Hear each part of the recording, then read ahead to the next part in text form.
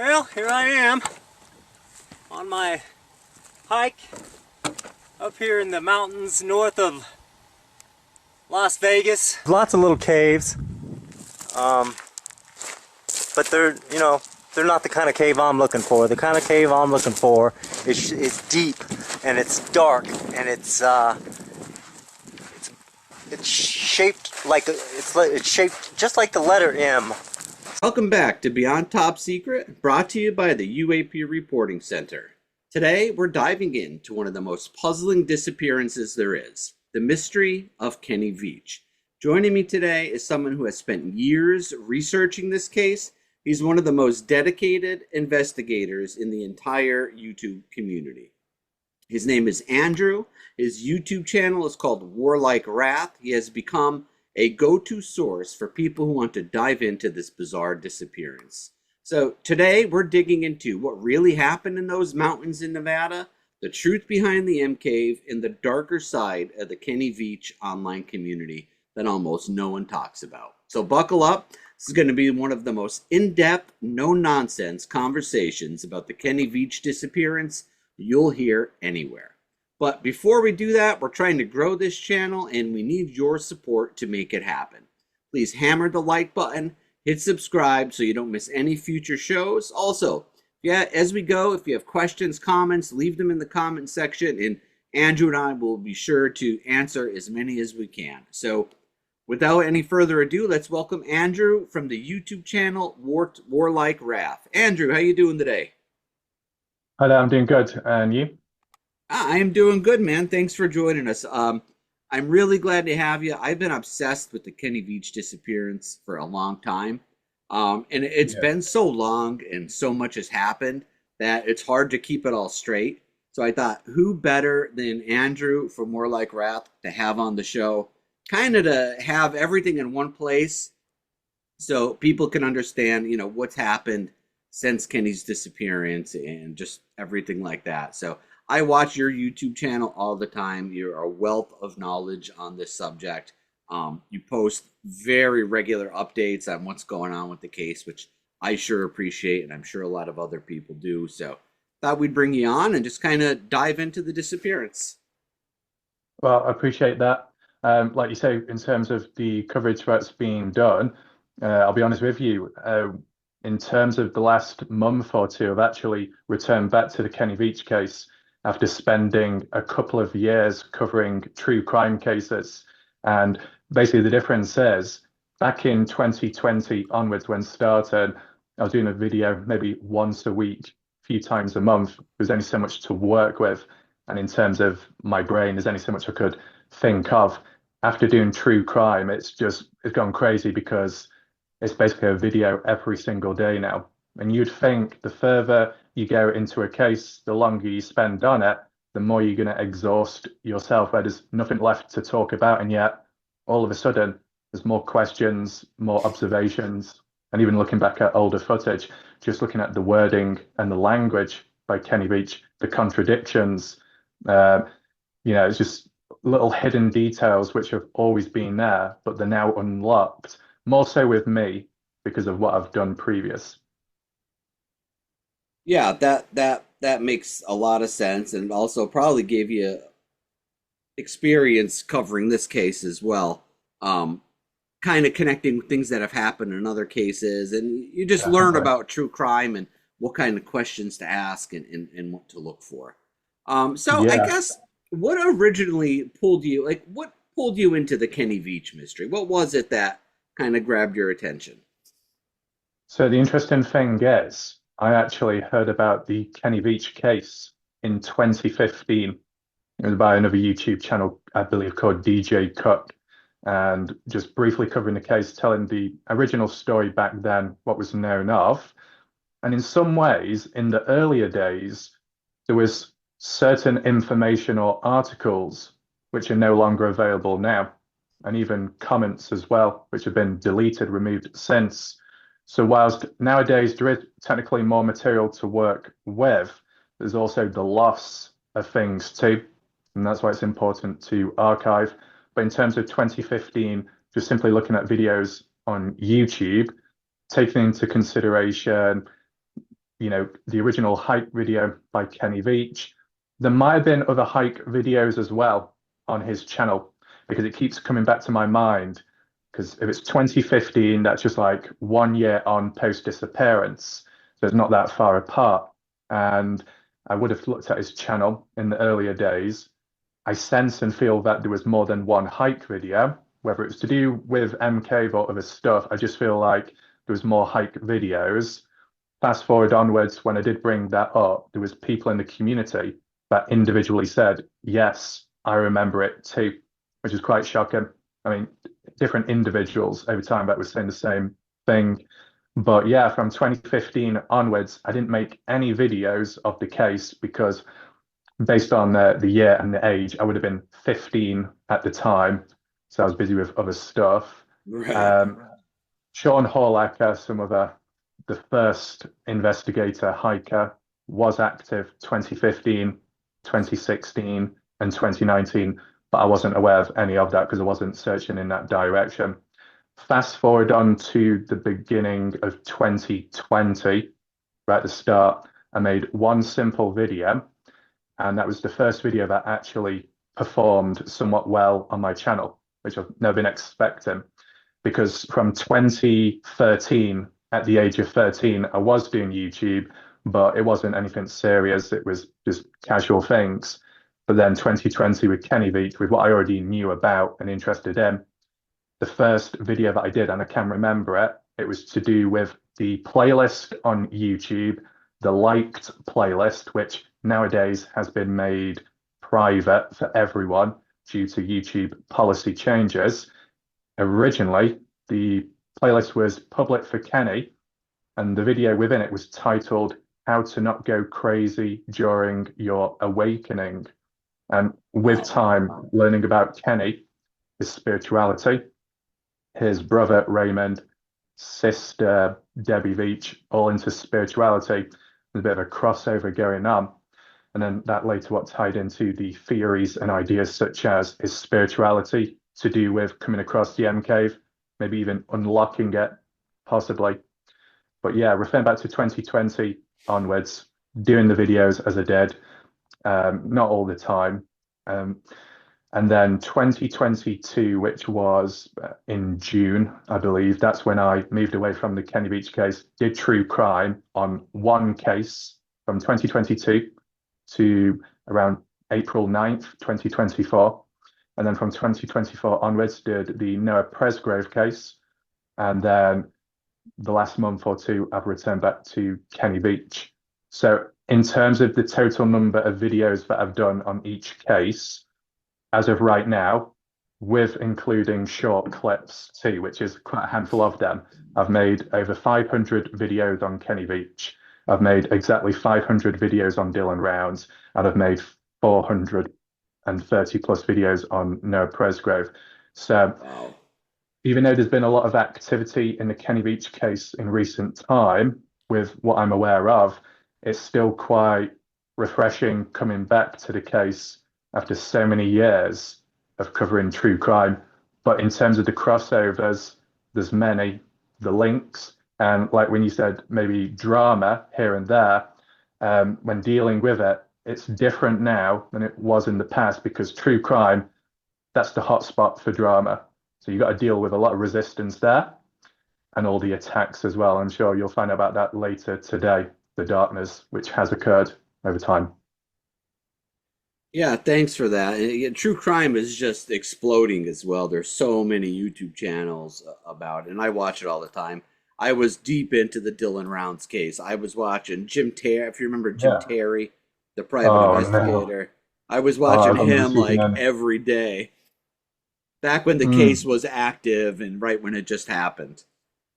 The Dylan Rounds case was crazy.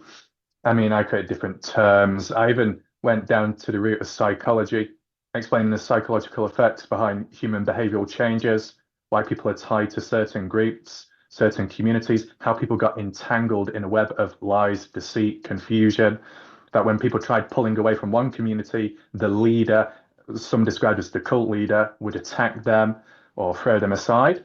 Not that I want to go too deep with that private investigator because of what's happened in the past, but I'm aware at one point they wanted to come onto my channel, do interviews. But I was thinking, I've set my channel up. It's taken a long time. I don't want a free boost now or like a little push here and there because it's what you owe them afterwards. What do Yep. they want in return? And with what they give, you might become reliant on it. So if you don't follow their schedule after that, you don't follow in line, they're going to pull the plug. You might be worse off after than what you were before. And that's what happened to almost every other YouTube channel out there that invited the person on. Um, Absolutely. I remember that one guy he yeah, was doing a show with all the time, and then they whatever happened, and they became enemies, and that guy became reliant on that person, and his channel tanked after that. yeah, I do remember some of them. It's no thanks investigates. That was one of the guys. Right? Yeah, yeah, Mm. yeah, yeah. I remember. You had Johnny Yarborough or Yarborough. That's another person out there. You had Bob Farrell, who I always said Ferrell accidentally. Oh, my videos on YouTube will show it all, but there was a lot of chaos, a lot of mess. And I think the last video, or the second to last video that I did on the Dylan Rounds case was at the end of the day, if you take all these people out of the case community, things would have been a lot better. Realistically, all you need is just one person on one platform to cover the case, providing they've got the mental capacity, memory, and time to do it. Because people like to say, lots of people come on in together, it's all great and fun. No, it's not. It's bad. I've seen it. The Kenny Veach case is an exception because it's a handful of people, it's a smaller group. So there's better communication there. Yeah, there's only it seems in the Kenny community, there's only really a handful of channels that are covering it. I do watch SB Adventures a lot. He goes out Yeah. like every week almost and does a hike looking for clues in the desert. He has some great content as well that I enjoy because mainly because he's boots on the ground. It's pretty Definitely. cool. You feel like you're gonna you might find something, you know? Yeah, I mean, I did an analysis of him like I've done with previous hikers, and I think I nearly spent an hour talking about him. It was a long overdue video. It's supposed to be done a while ago, but it's just taking into account everything that he's done, that, he's level-headed, but he's Yeah, still exactly. acknowledging the possibilities and cooperative as well when it comes to either footage being used or coordinates being given. Sometimes when I've done map analysis, I might, before posting it, I'll just share it with the individual and say, is this correct? And then they'll say yes, no, or close enough. Yeah, he doesn't seem like he's much into drama or anything like Mm. that. He seems like a pretty straightforward guy. It's an interesting situation with the Kenny Beach case.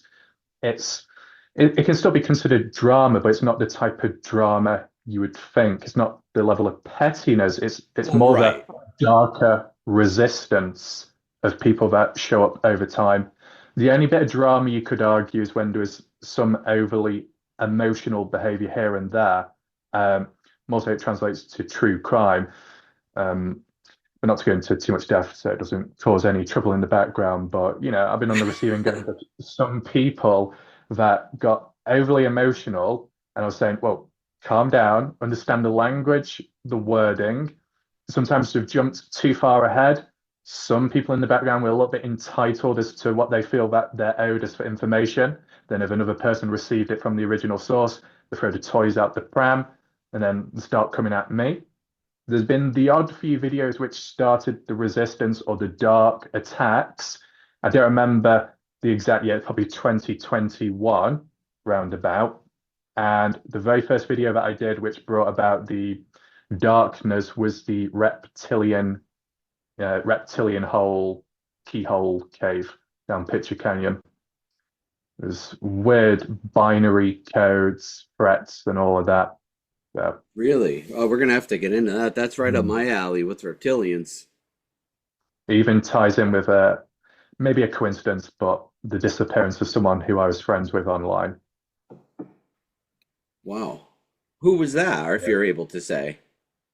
Can't remember which way round the username was. I think it was Mosaic Michelle or Michelle Mosaic. from the US. And she disappeared? Yeah, in terms of online, she just disappeared. I mean, they could have started a different life or were elsewhere, but under the circumstances of everything, and because them being a nice person and they would communicate, they didn't come across the type of person to just ghost me or anything like that. They came across my channel at one point in 2020, 2021, and then sometimes here and there hung out in the same live chat room on Sean Hallacker's channel when he used to do the live streams. Then communicated with them through email after that. They told a little bit about themselves, what they've gone through in the past, levels of darkness, stalking, being in a strange town where she watched her own dog get killed or run over by people and they just laughed. Oh my Um, God. During the binary codes and the weird threats, she actually decoded one for me because it wasn't as simple. Maybe the software that you can use to make it quicker and easier, but I don't have that. So she decoded one of them, and for her, it took her 12 hours long to do it. And then after that, she said something about she was going to the shop. I think she was from Florida, possibly at the time. There was a storm coming in or some kind of hurricane. She was at the store. And then after that, I just thought, did they go missing because of a storm? Did they pass away? And it's not unknown. Left guessing. Some people online left in the comments saying, oh, she's doing okay. She's working in a hair salon, a hairdresser. And I'm thinking, how do you know that? Where did you get that from? There wasn't really much of a follow-up. I did do a video talking all about her with respect to her past. More of it was a big narration one. It was about 27, 30 minutes long because I was using stock footage and trying to make it as cinematic as possible. I think it took 12 hours almost for 3 days, 3 days of 12 hours editing and stuff. Wow. Mm. Well, yeah, that's very particular. So whoever that person is must, that's a very particular thing to say. She's working in a hair salon. So Yeah. person must know her or spoke to her or something. But so let's, if I can, let's bring it back. So for people who don't know and aren't familiar with Kenny and the whole deal that happened, can you give us the basic story on the Kenny Veach case? Yeah, so roughly speaking, the original situation was, and I won't explain too much in one area because I need to do future videos about it, mostly the origins. But the original, if you want to call it boring story, which people refer to as, and in fairness, some people still get mixed up to this day, so it's worth acknowledging. The video that you see on Kenny's YouTube channel was uploaded October 2014.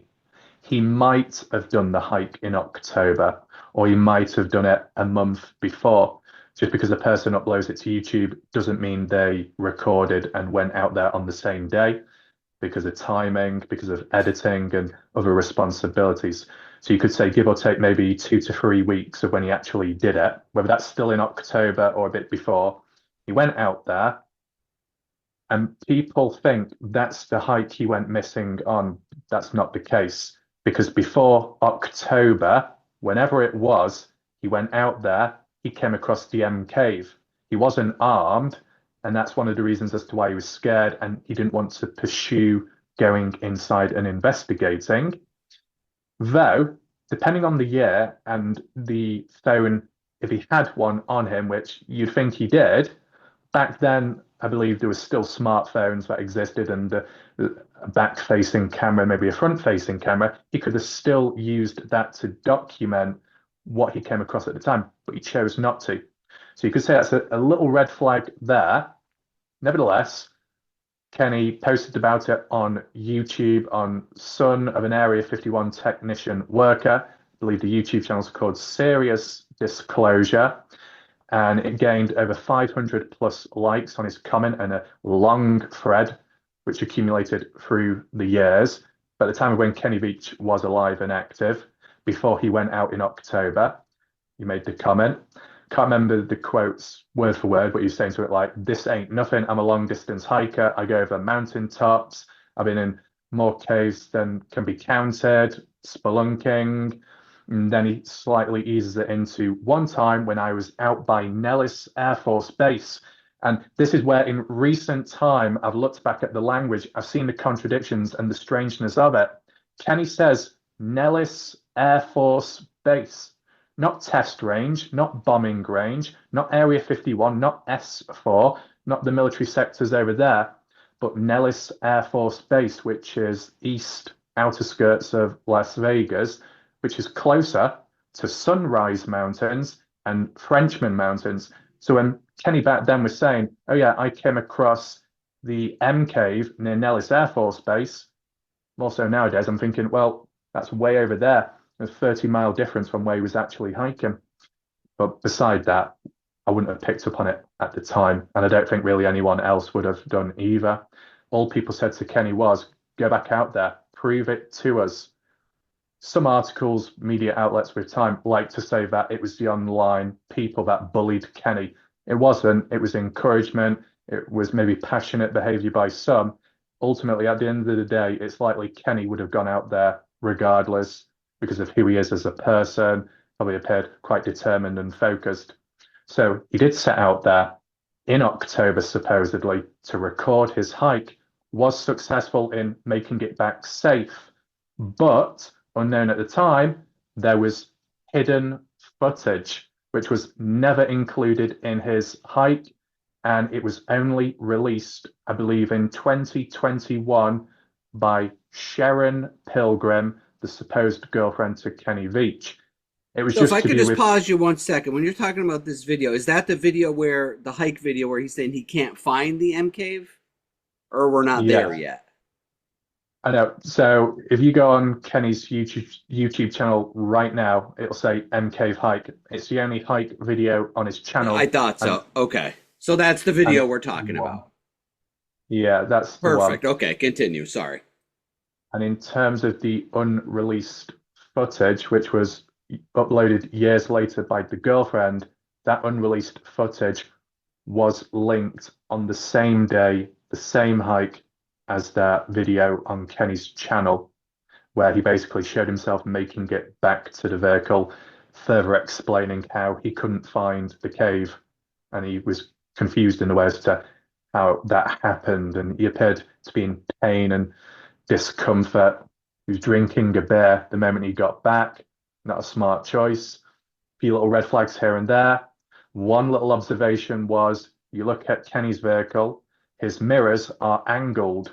Was that done on purpose so you could not see the reflection of what was behind the camera? It's unusual. Even when Kenny walked up to the camera to pan around, just to refer back to the hike route that he did, facing north Little Jome Canyon onwards, pointing with his finger, when he moved the camera about, it was like tilted down. It's like when you're trying to move the camera about, but you don't want something in the background to be seen, so you put your hand over the camera, the Right. lens. It just seemed a bit secretive at times. And there's lots of little bits you can pick up on through just that one video on Kenny's channel. There's a lot. Mm. Wow. Yeah, that is so. When he was in the M, so for everybody who doesn't know, if you want to go look, his YouTube channel is Snakebite McGee, is the name of his channel. If the videos are still available on his channel. So when he was out there in that M Cave hike video, was he by the Nellis Air Force Base where he Not at all. originally said that it was? Not at all. He was actually 30 plus miles north. Right. I Why do you think mean, that is? considering the way Kenny Veach is, the way he words things, he might not always mean how he actually words it. Sometimes he exaggerates, sometimes he contradicts. I think when he meant Nellis Air Force Base, he might have meant Nellis Test Range, which would have been in line in parallel to where he was actually hiking and doing his video. But just because I Picture look at it, Canyon and all that. yeah, in Sheep Range. But because I look at word for word, the base is somewhere completely different. And in recent time, from what another hiker has said, based on what they can remember, from one of Kenny's old comments back then before going missing. Kenny did do a hike once, 20 miles away from his vehicle up a mountain. Wasn't aware which one it was or the location previously. But Jeff Clark said he remembers a comment where Kenny referred to it as Sunrise Mountains. And it's just a bit of a coincidence that Kenny has been over that way, Sunrise Mountains, at one point.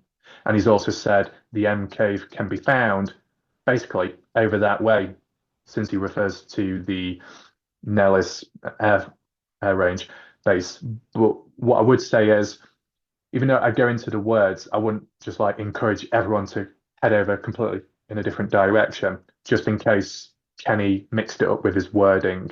So I always give like a little disclaimer here and there when I talk about that stuff. But in regards to the origins of Kenny, after his October hike video and it being uploaded to his channel, things quietened down from the looks of it. Comment thread on that son of an Area 51 technician, I guess, continued, and possibly the comment section as well on Kenny's video, which he uploaded to YouTube. Now, obviously, with the years passing by, there's thousands upon thousands of comments. So if you used to try and look back at the originals, I don't know how hard that would be. If there's, I know you got the Wayback Machine, but it never seems to work for me. It would have been interesting if at the time you could look back at the comments and the responses by Kenny, but likely it would have just been words of encouragement, pushy behavior. Come on, Kenny, you got to go back out there. Right. And on Son of an Area 51 Technician, that's when one user called Lemmy Kill Mr. Default Purple Profile said, if you go back out there, Kenny, you won't make it back. So it was quite dark. I don't look too deep into it nowadays, or not really in the early days either, because it came across as a person probably pranking, got more than what they bargained for. Like what I've learned with the true crime cases, Noah Presgrove, what happened there was before, on the day of the death of Noah, hours before, one of the friends, the birthday girl at the house, said, or it might have been the night before, said, if I find out you've done anything with another person, I will kill you. Now, obviously, fast forward on, Noah ended up dead. Doesn't sound good, that. Do they know something? Are they responsible? People look into it deeper. If Noah Presgrove never died on that day, and you looked back over that comment, you'd glance over it and think it's just friendly behavior. It's not actually meant. So I'm thinking with Kenny Veach, that person that said, if you go back out there, you won't make it back. It probably wasn't said like with intent that it was going to happen. Because once it did, and people started questioning that user online, you know, are you responsible? Do you know what happened to Kenny? They ended up deleting their channel, I believe. So it just vanished. But the weirdest thing is, and I think it was after 2020, Kenny Veach's final comment thread before going missing, completely deleted. Everything gone. Really?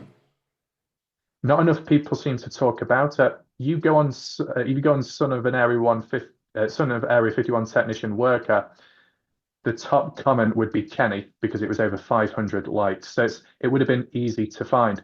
You look for it now, it's all gone. And the entire thread, because it's a part of the original comment by Kenny. So what that means is either someone, or maybe Kenny, went on his YouTube channel, went onto that video, manually deleted his own comment, or Serious Disclosure, that big channel, decided to specifically delete the comment and thread, or maybe somebody reported it to YouTube and then YouTube automatically took it down. I don't see why that would need to be done because there's no guideline broken. But yeah, extremely strange. The fact that Kenny's last known trace online just gone like that. I know there's archives by people elsewhere, but the raw original stuff just all gone. Right. What would be the motive? I don't see a motive to delete that. For what purpose would that serve? Well, considering that from what I feel and sense and other people individually, that Kenny had multiple hike videos on his YouTube channel. It would have been post disappearance, because that's when I started looking into it. So in the very early days, I do remember it. And with those videos not like being around anymore, whether they've been privatized or they've been manually deleted, if it's happened there, does it link to his comment being deleted too? On the sideline, you've had news articles, official news articles and web pages which have just completely vanished and gone. Hiker Jeff Clark remembers coming across them in the past, papers, just the normal, news coverage. But it's just all gone with time. That's why it's really important to archive stuff nowadays, because you never know how long it's like Kenny Veach's actual hike video. I've actually uploaded it onto my channel in 4K, including the unreleased footage as well to make it more complete. So if Kenny's channel video disappears, it's on my channel, just in case. Yeah, that was great foresight to do that. I don't think I've ever seen the extended version or whatever. I have to definitely go and check that out. I didn't even know it existed, which is strange. You can look at the raw original one on Sharon Pilgrim's YouTube channel. Their username Sharon Pilgrim. And that was Kenny's girlfriend, right? Yeah, and that's a very, very strange, deep situation because, first of all, she is 17 years older than Kenny Veach. She's had businesses in the past to do with homeless shelters, a 300-bed one, also do with Living Abundantly, a company that she either set up or works in line with other people, mental health field as well, management in pharmacy too. So it's basically all the core elements: living, budgeting, socializing, communication, everything that Kenny Veach could have benefited from under the supposed circumstances, and yet he still ended up the way he did. Sharon's comments, the odd one, deeply disturbing on YouTube. Can't remember which channel it was on, but Jeff Clark brought it back into my memory in recent times for a screenshot. There was another YouTuber called The Shape, a person that wears a mask. They basically debunk and analyze paranormal, ghostly sightings and all of that from other channels. But they were involved in the Kenny Veach case. I don't know how many years ago it was now, quite some time back. And Sharon Pilgrim said to them, "Oh, I can't wait. This is so exciting for you to analyze it. I'm not going to tell you the truth. I'll let you figure out for yourself. I'll let you know if you're close or not to the truth, and we'll see where it goes." Wow. It sounds like they're playing a game of hot and cold. The hell's going on there? Yeah, what the hell does that mean, the truth? So that mean, is she basically saying she knows what happened, is what it sounds like to me. Based on how she presents herself, definitely. And Wow. like when it comes to the original story of Kenny, just to tie it all in line, after the comments made when the comments were up on YouTube about what he was going to do, people encouraging him to try one more time, which would have been November 10th, the final hike, the hike, which wasn't recorded, wasn't uploaded to YouTube, and that's the one he went missing on. But I think it's on the NamUs database or the official police report where it says about 2,300 hours the night before Kenny and Sharon parting ways, because in the evening, nighttime, the day before the 10th of November, they went out to a movie theatre to watch a film. Can't remember the name of the film.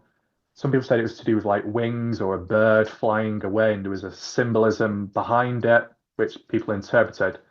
Right. But yeah, he parted ways that night. And then I believe Kenny Veach sent a text message or so to her about he's going out there, what he's going to do, and when he's going to come back. But this is the problem.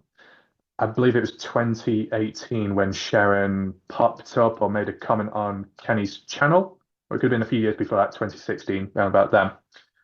And the girlfriend, Sharon, referred to herself as, "I am the girlfriend of Kenny Veach." How can you call yourself the girlfriend when based on the circumstances that if Kenny's no longer around, like alive, you'd be considered ex-girlfriend, or maybe Right, you or were I married to like was. a widow or something. It's like she's taken the title on behalf of Kenny, claiming that she is this, but she's not really in that role anymore. She said that Kenny Veach, well, she reported Kenny Veach missing a couple of days later. Basically, when you look at the police report, the official police report, Kenny Veach was reported missing by her 7 days later. Not two, but seven. That's Wow. facts. She, from the looks of it, based on interpretation, purposely reported Kenny missing many, many days too late. So the chance of survival out there pretty much non-existent. There was one possible counterpoint which she mentioned. She came up, I don't know if you could say it's an excuse or like some kind of defense mechanism which she used, but she referred to how the reason why she left it a bit later is because she felt like Kenny Beach made it back and didn't contact her immediately. So there's that. Wow. That's a lot to dig into.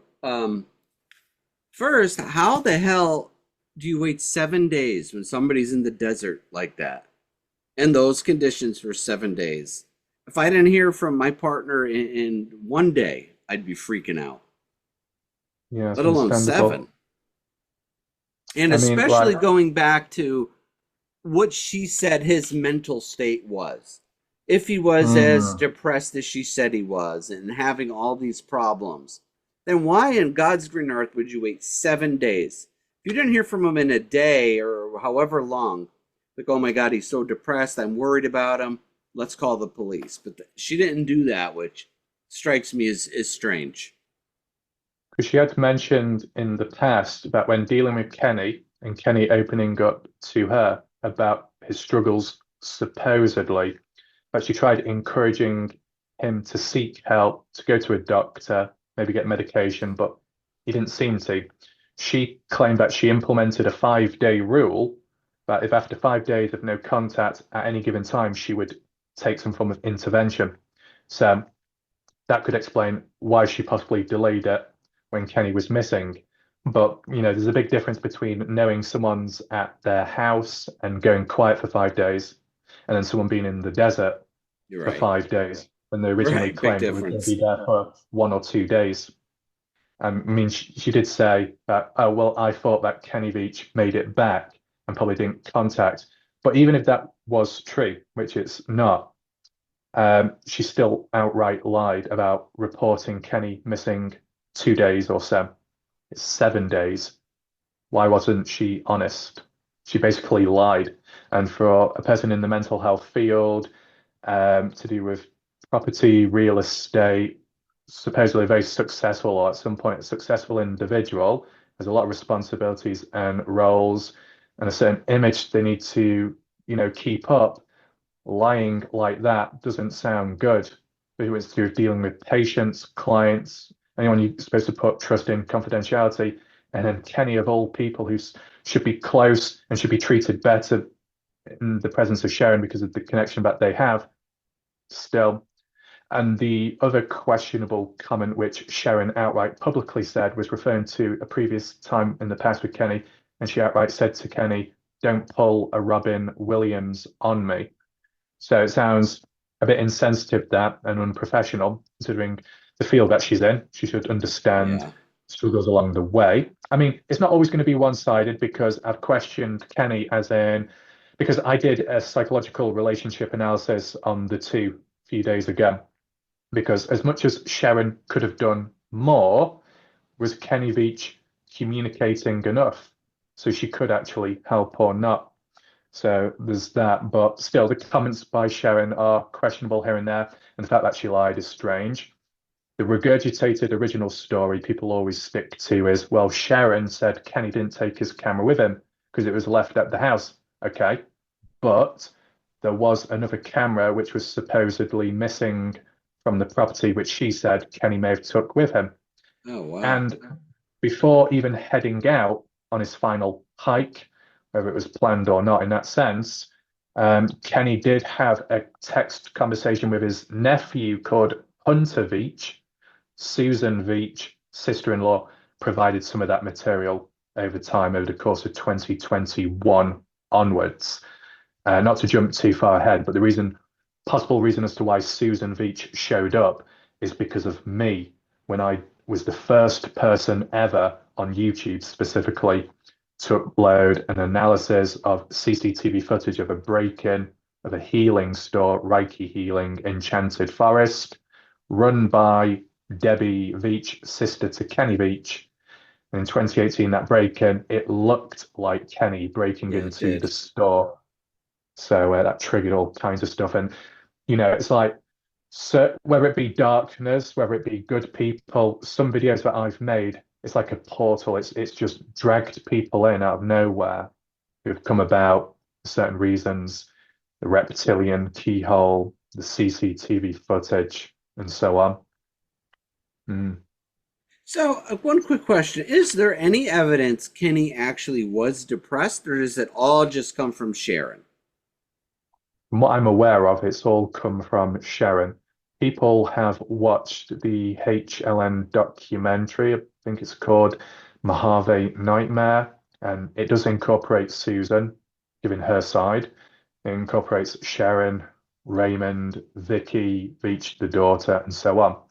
And from what those people, when watching the documentary, they've all said that none of Kenny's family members, relatives have brought it up about Kenny's psychological issues or struggles. It's only Sharon Pilgrim that stated it.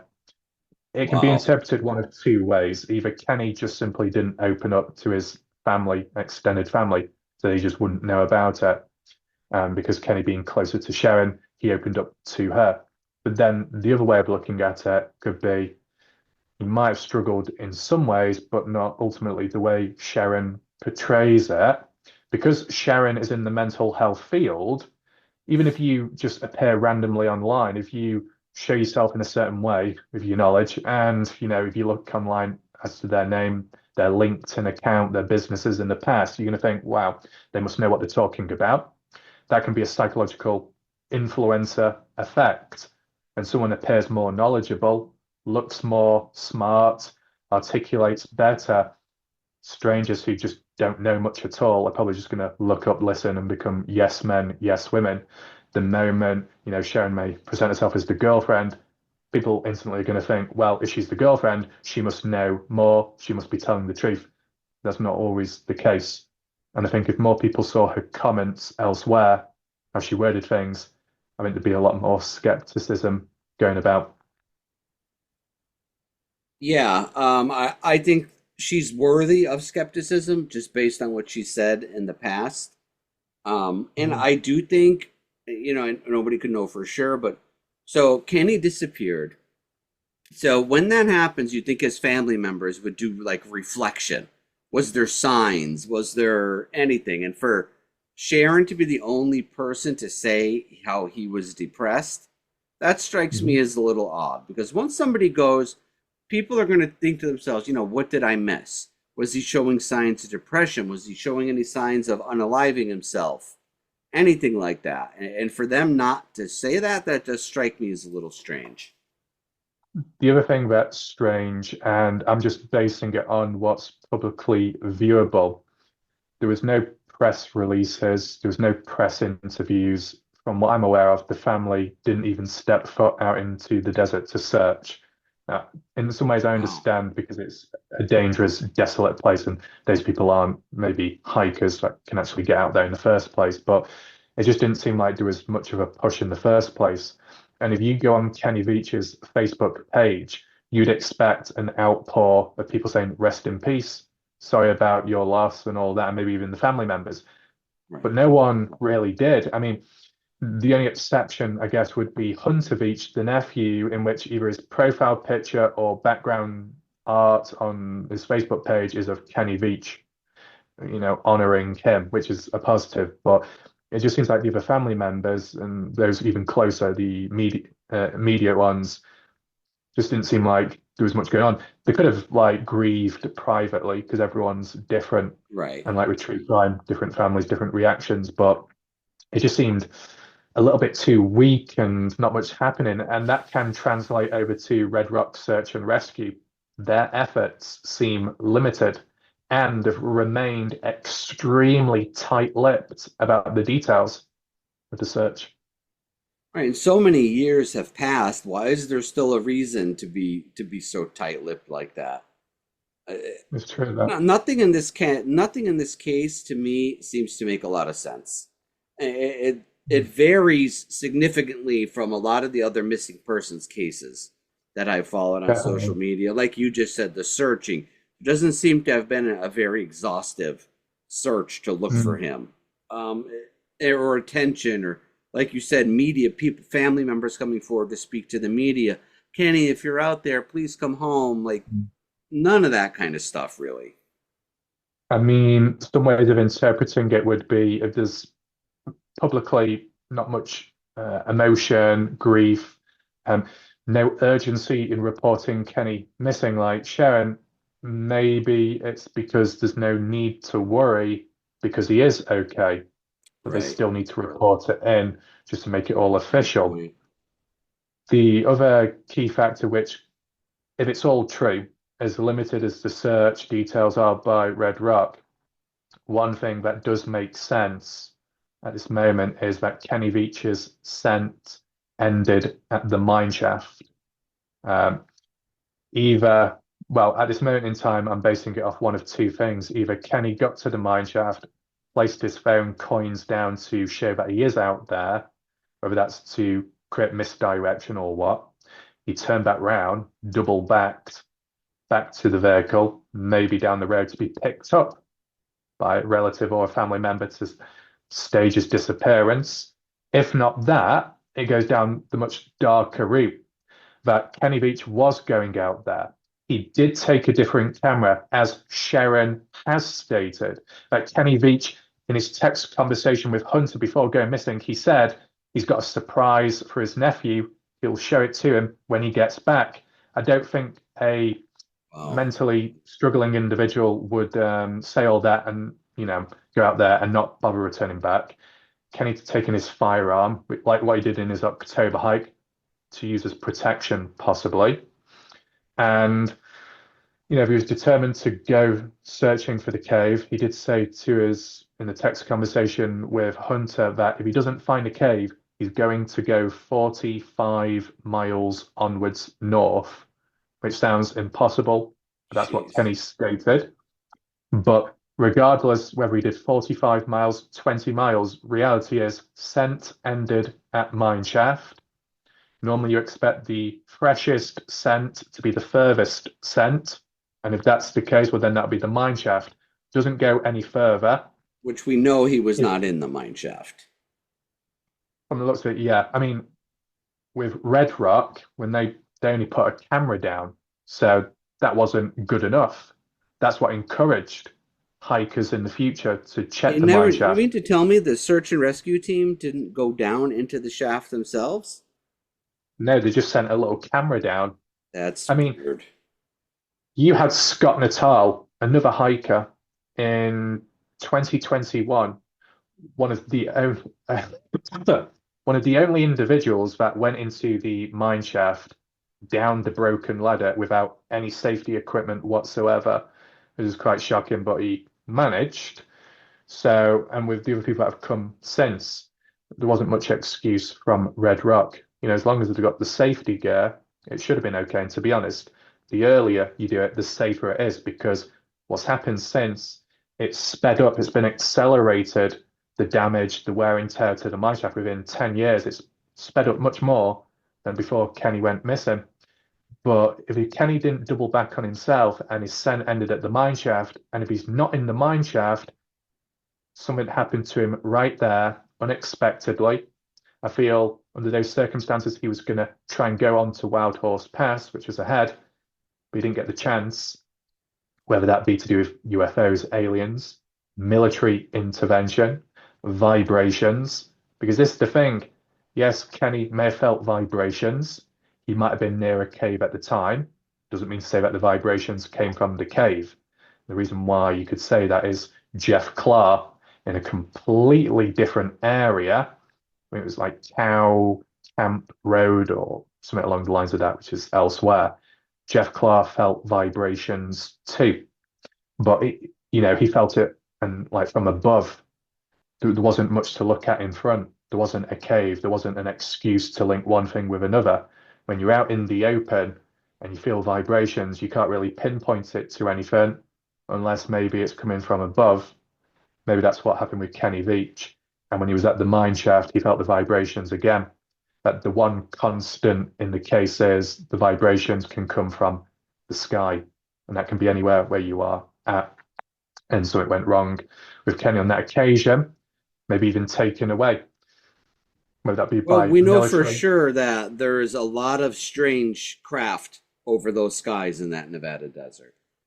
Former Director of Yeah. National Intelligence James Clapper and the Age of Disclosure that just came out literally said there's strange craft above Area 51 over the Nevada desert that are not ours. So, I mean, that's Yeah. coming from the Director of National Intelligence. Area 51 Yeah. is not quite that far from where we're talking about as far as aircraft overhead. Yeah. So that's certainly a possibility. The other thing, linking on with that, even though I've not gone much into the aliens, UFOs, and all that, what I've tended to do is use the material that's present and it leans more towards either military, creatures, paranormal at this moment. But there is a crossover with the presence of UFOs and identified flying objects. I don't know if you know, there's a YouTube channel called Explore With Us, Yeah, Ewu Crew. Before it was taken over by some other people, the I love original the old Ewu Crew. channel. Yeah, they've got a new channel also where they do explore still. They do. What's the It's like name of the new channel? I think it's just called Ewu Crew, but it's got the same like logo of the wolf head, but the background color is blue. I'll have So to check I that think out. Yeah, I love. There was the guy and his daughter, and they would go out and explore stuff, and it was pretty. It was an yeah, awesome channel. Bob and Emma, and then the rest of the family. Well, they actually did some coverage on Kenny Beach some years back, went out into the desert. They didn't actually do the hike, but they were just out there talking about it, met up with some expert. And I think it was Nellis Air Force Base in the distance. They were in the dark, and I can't remember if the video was edited or not because of the timing of it, or if it's just a coincidence. But Emma said, "We've not seen any UFOs yet." And then suddenly it showed a flying object zooming by in the sky and dipping up and down. And it was either coming or going from either military land or Nellis Air Force Base. So that's the one bit of material that can be linked directly to Kenny Beach because it's within the area and it's people going out there searching or investigating Kenny Beach. But as for other unknown things and creepy sightings, that has been documented either by Kenny, unknown to him, documented by other hikers. One of the most disturbing things is the phantom footsteps, the whispers, the voices out there. And I have established a pattern in recent time from one of the recent newer hikers known as Travis Neighbors. He said he felt and he could acknowledge the presence of phantom footsteps when hiking up to the mine shaft. SB Vegas said about phantom footsteps around and near to the mine shaft. J Chuck Vlogs, phantom footsteps, whispers near the mine shaft. And I think it was Sean Horlacher 2019 when it was in the dark on the way back. I believe he was coming back by the mine shaft, also heard footsteps along the way in the dark. So there's a constant, the mine shaft, the surrounding area, phantom footsteps. Is it haunted? If it is haunted, does it link back to Kenny Scent ending there? If Kenny did die, does he haunt the area? The paranormal activity going on.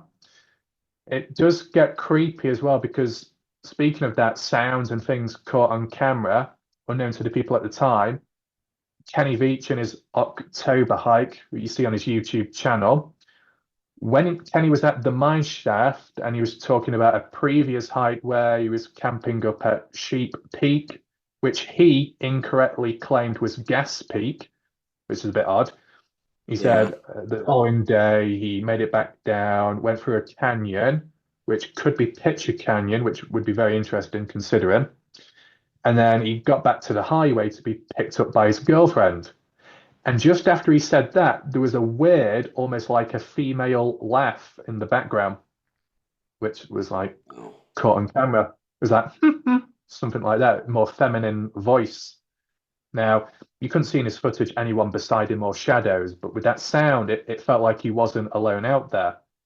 And then fast forward on to when he got down to Pitcher Canyon, where it started getting narrow, there was whispers, actual ghostly whispers caught in the audio of his video where it said, "Don't you," and then follow the red tape. That's what was said. Oh. I've done a video about it, enhanced the audio, made it louder and clearer. And speaking of summoning people, that video that I did with the red tape, that's what encouraged the appearance of really Robin, the fake one, and everything that's happened since because Oh of yeah, that. we're gonna get into that for sure. It's crazy. I do. So it's funny we're talking about this. Just last night on my Twitter/X, I posted a deep dive on what I think the phenomena is. People ask me all the time, well, where do you think UFOs come from? What do you think Hmm. they are? And I made the argument, and it's what I believe, that it's all one interconnected issue. Whether it be ghosts, paranormal, religious sightings, UFOs up in the sky and under the water. I mean, what are the odds that there's all these strange things going on and that they're all completely separate things? If we're playing the odds are they're all different aspects of the same phenomena. I just find it hard to believe that there's five different completely unknown crazy things going on and that none of them are related to each other. So I think ghosts, cryptids, UFOs, they're all different aspects of the same phenomena. So while you're hearing footsteps, there's things in the sky that I think that they're all related together, and I just think that makes sense. Yeah, speaking of just aircraft in general, I know Jay Chuck, hiker, went out in the area, saw military helicopters flying over in the distance. Not too much about that. But the one that stood out to me, back in 2019, satellite image captured a military spy drone, um, very close to where Kenny Beach would have been hiking. So something like that, a drone scouting reconnaissance. Is it possible that Kenny Veach went out there on his final hike? There was military presence, a form of intervention.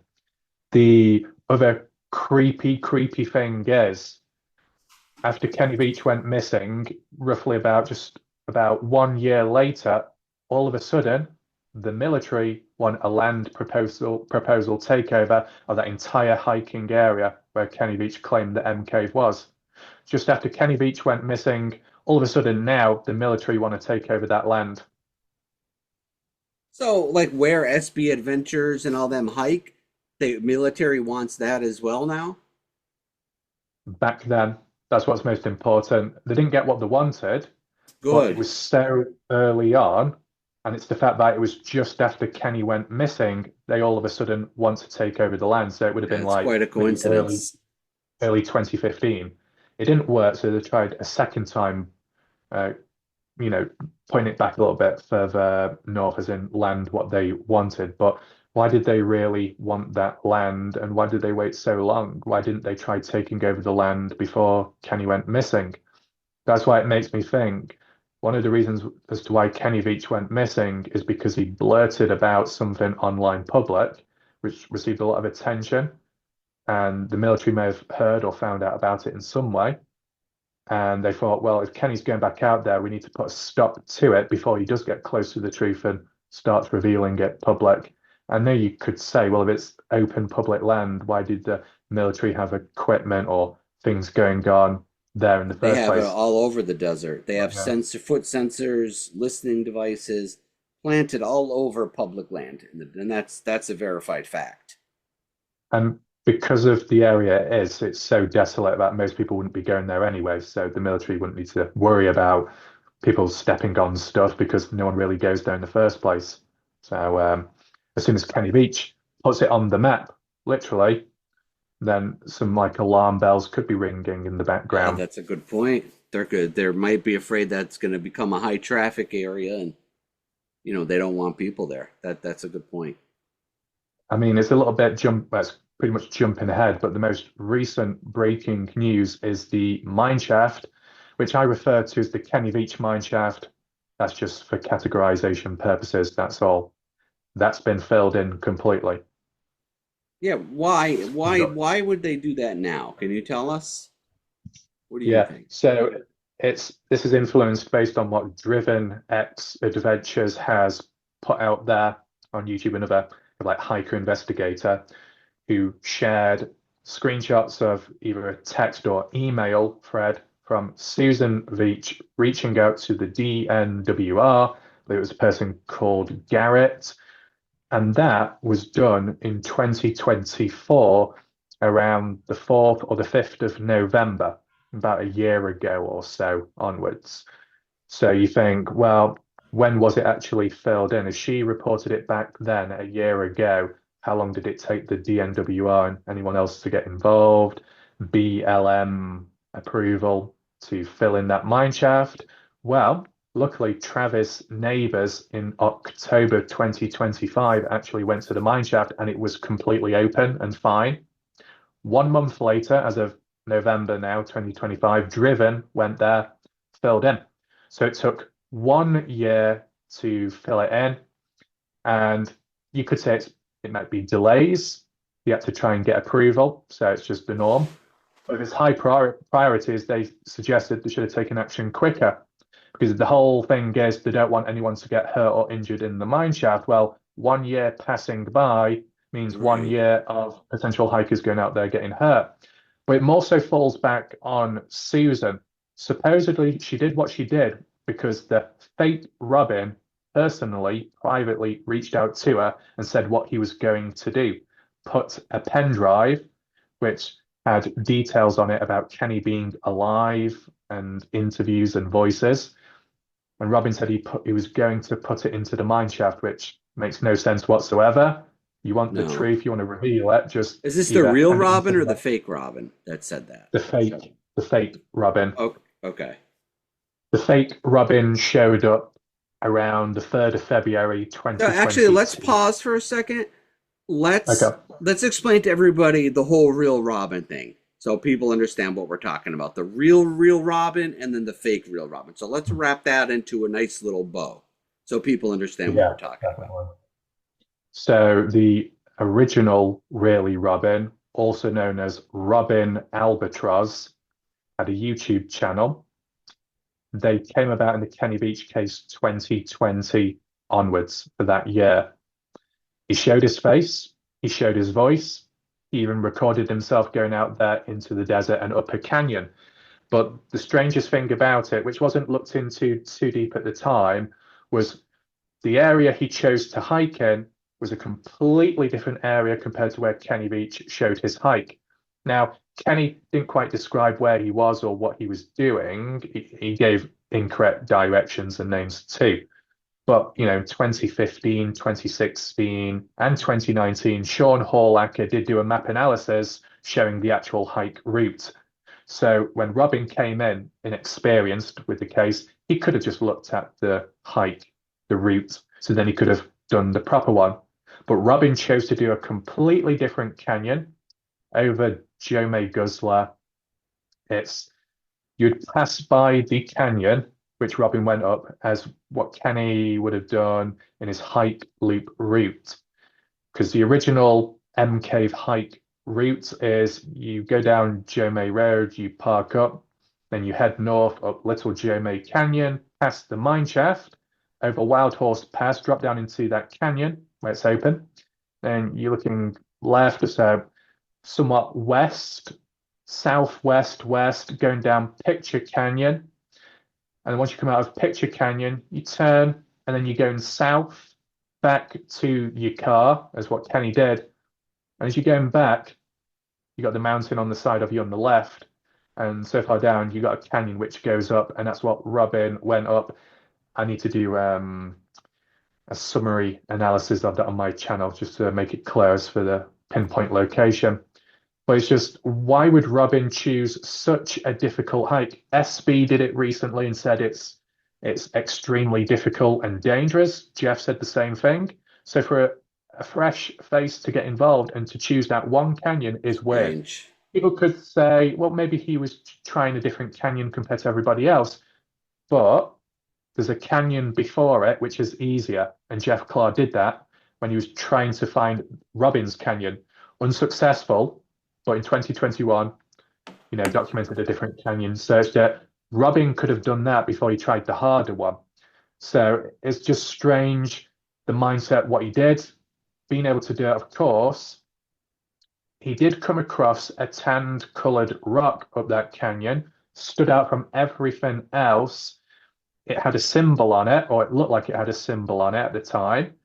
Another investigator online called Artari, female, she deciphered it and found that Hebrew language symbol of what was seen on that rock, which looked the same, translated to the letter M, capital M. This is all to do with the M cave. So coincidence or not, you've got a rock which has a supposed M symbol on it, and in the footage onwards, I believe really, Robin, near to that rock, there is a big cave. Not that it resembles the M cave, but it just kind of ties in line with what I was suggesting in the early days, that if you come across a rock, a marker, a beacon, could that be like a sign to say nearby is the cave? The reason why it's strange, beside all that and Robin, Jeff Clark went in 2022. Problem is, all the gravel around that rock completely gone, nowhere to be seen. And the rock appears to be polished, or like it's been removed, smoothed out to try and get rid of the symbol, supposedly. So you've got that possibility of rogue hikers going out there. But a little bit more about really Robin. Well, so he did his video in 2020, one hike. After that, it went kind of quiet. Then he appeared again, claiming that he knows the truth. He's going to reveal what happened to Kenny. He did one or two videos, didn't get the best audience. It was kind of negative in a way. So he deleted comments, he private the comment section, and then eventually he removed himself from the case, his channel, deleted his videos. I archived it before all that happened because I knew it was going to happen. Smart. I sensed it. Did a Q&A with him as well in the background. But before that, he changed in behavior. I've got the remnants, the clips, the little bits of Robin, the original Robin. He was enthusiastic. He seemed quite excited. Before Kenny Veach, he did do the Storm the Area 51 trend, going out there into the desert, doing some interviews with people. Robin did have 10,000 subscribers, so he was established. He could have been a part of the YouTube partner program if he chose to. So he could have gone with that and grew, but he just threw it all away, which is kind of strange. Towards the latter part of his presence online, and he did his video revealing the truth about Kenny, supposedly linking it with a cryptoid, a dark, tall, winged creature. The reason why it got very creepy and spooky is Robin was a stranger to Sean Horlacher, or so Sean felt, and the same with Jeff Clark. But really, Robin did an interview with a prison guard or a prison worker in Las Vegas, Nevada. And Robin was having a conversation with that person. Sean Horlacher reacted to it and said, "Hey, I know that guy. What's Robin doing talking to him? How does he know him?" So it came across as if, does Robin know more? Does Robin know who Sean is? It was a time where really Robin wanted to meet up with Jeff Clark at a diner, wanted to meet up with Sean Horlacher, but they felt that Robin was actually part of the secret police, hired by someone to try and gain intel and then stab him in the back afterwards. But some people freaked out and thought, this is weird. So the fact that Robin knew of one of Sean Horlecker's friends who works at a prison was a little bit strange and creepy. And then after, when Robin went quiet and went away for good, whether that be because he felt he was exposed, he was rumbled, or for other reasons, I do remember the remnants of him before he disappeared. From being, enthusiastic, he then suddenly went, "Don't go out there. It's not worth it. You'll die. You'll be killed. This is what killed Kenny. The same can happen to you. Don't go out there." He looks like he's reading from a script. He's like looking down here. What's he looking at? This is crazy. And this is the original Really Robin. So even the original Really Robin was unusual and strange things were going on. So with all that being in mind, before he disappeared, I did do a Q&A with him. I can't remember every question, but it's on my channel. Okay, all the different questions.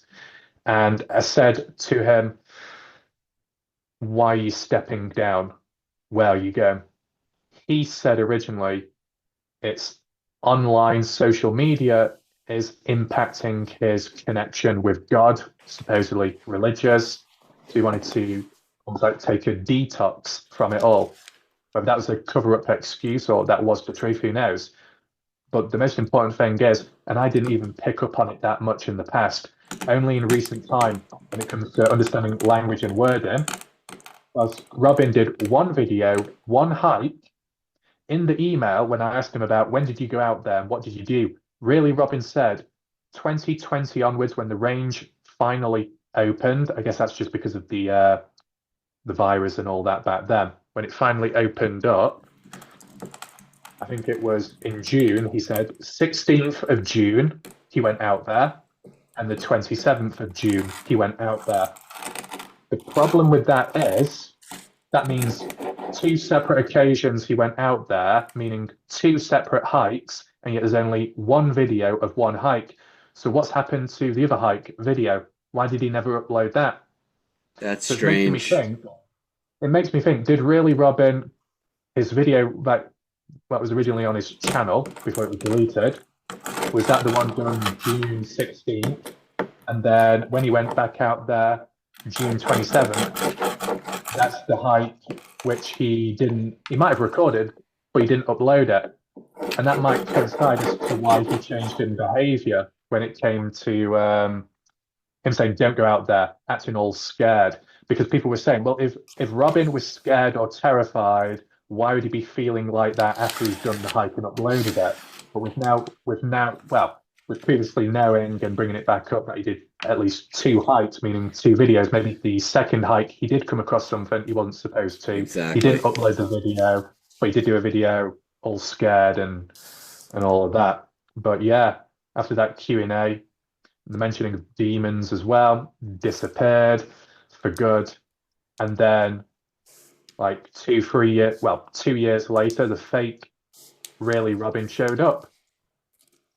People at first thought, oh, it's the original, just created a different YouTube channel, come back, reincarnation. But from the beginning, I felt the person was fake.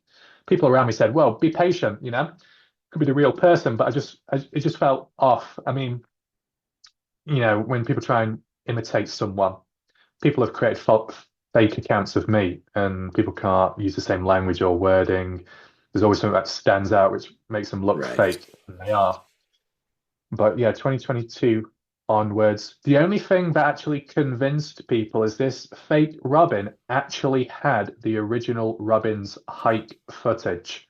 So people are thinking, oh, well, it must be the original Robin to have that hike footage, the full length of the one and only recorded hike, the original one. But to be honest, like when it comes to archiving material and footage, I just feel that this fake Robin in the earlier days must have downloaded it, saved it, archived it, so then whether it was planned or not, when the original disappeared, this fake person could show up and say, well, I've got the footage here, I'm the real person, when they're not, but it's just used to try and convince people. It's like the equivalent when you're on Twitter or Discord, someone may have a verified tick, they've paid for it, easy to do, pretend you're all official and stuff. You might not have many followers or following, but you've got the URL link in your bio that says linked onto LinkedIn or linked onto YouTube of the original successful person. You're trying to pretend to be them. You use those URL links to say that, yes, if you click on this, this is who I am elsewhere. I am the real deal. But you're not. You're imitating someone. So I think that's what the fake Robin did. Used Robin's original hike footage, uploaded it to their channel to claim that they're the real thing. It's Right. like if Kenny Veach's channel deleted now, if I set up a fake account of Kenny Veach, same profile picture, but I didn't have the same amount of subscribers. I started off from zero. If I uploaded Kenny's original hike footage, natural and raw, and said, I'm Kenny Veach, when people see the hike footage, they'll think, ah, yeah, because you've got the footage, you are the original. You might have just created another account, but it's all fake. Right. Right. Somebody looking for it. Somebody looking for attention. Pretty much. I mean, in recent time, I guess with the activity and the coverage by me, Robin has stepped up as well with coverage and fakeness. I Leaving said, all these, I always see he's leaving like cryptic comments and strange comments. he's portraying it through other means of media, films, maybe TV shows, video games. It's a bit cringy. It's a little bit embarrassing. Yeah, it's a serious Um, issue. I mean, we're talking about a man that has disappeared, that had a family, that had people that loved him. It's not a joke to be making up, to be making light out of. but then again, it's like true crime with the Dylan Brown's case. You had the shack lady claiming to be an astronaut, claims to be a part of the military, claims to be the reincarnation of Florence Nightingale, all kinds Right. of weird stuff that they're claiming to be. They were basically an expert of everything in life, and the tone of their voice sounded like they'd be telling you how to sit on a stool properly. They would just keep talking on and on and on. In fairness, though, they did say that they had issues with the brain because of an accident in the past. But beside that, they appeared as like the authority figure, the chain of command, and uh, dripping information down. But it was like breadcrumbs. It just it just didn't seem natural, like gatekeeping information, and that might happen more in true crime than it does on the Kenny Beach side. But on the Kenny Beach side, when people come in and say, "Well, this happened, that happened," or they're being cryptic, it does come across as a game. Just say what you got to say. Don't drag it out. If you are in a position where you can't say anything whatsoever because you're in absolute danger or you're limited, just reach out privately. There's always that option. In the Dylan Rounds case, I was the first person ever to reveal the location of Dylan's body. I actually got Wow. the clues, which I mapped out and pinpointed basically where Dylan's body or most of his body was to be found. Hardly anyone knows that because unfortunately with YouTube, it's a popularity contest. Biggest creators will end up getting the acknowledgement. And it is like that with Kenny Veach. Some of the stuff that I've covered maybe a few years back, if not longer, 4 or 5 years ago, could be very important. Maybe not many people know. 20 years later, a really popular person could come on in and say, hey, look what I found. And everyone's like, wow, never knew about that. And to be honest, that has actually happened. Been a handful of people over time that have come to me and said, hey, well, like Raf, have you heard about the CCTV footage? I'm like, you do know that you're talking to me, the one that actually uploaded it in the first place onto YouTube, analyzed Right. it and all. You think Y But files would have came to you? mm, yeah, I mean, the one positive with the Y files is they did give credit to my channel, though, because I changed Oh, my. good.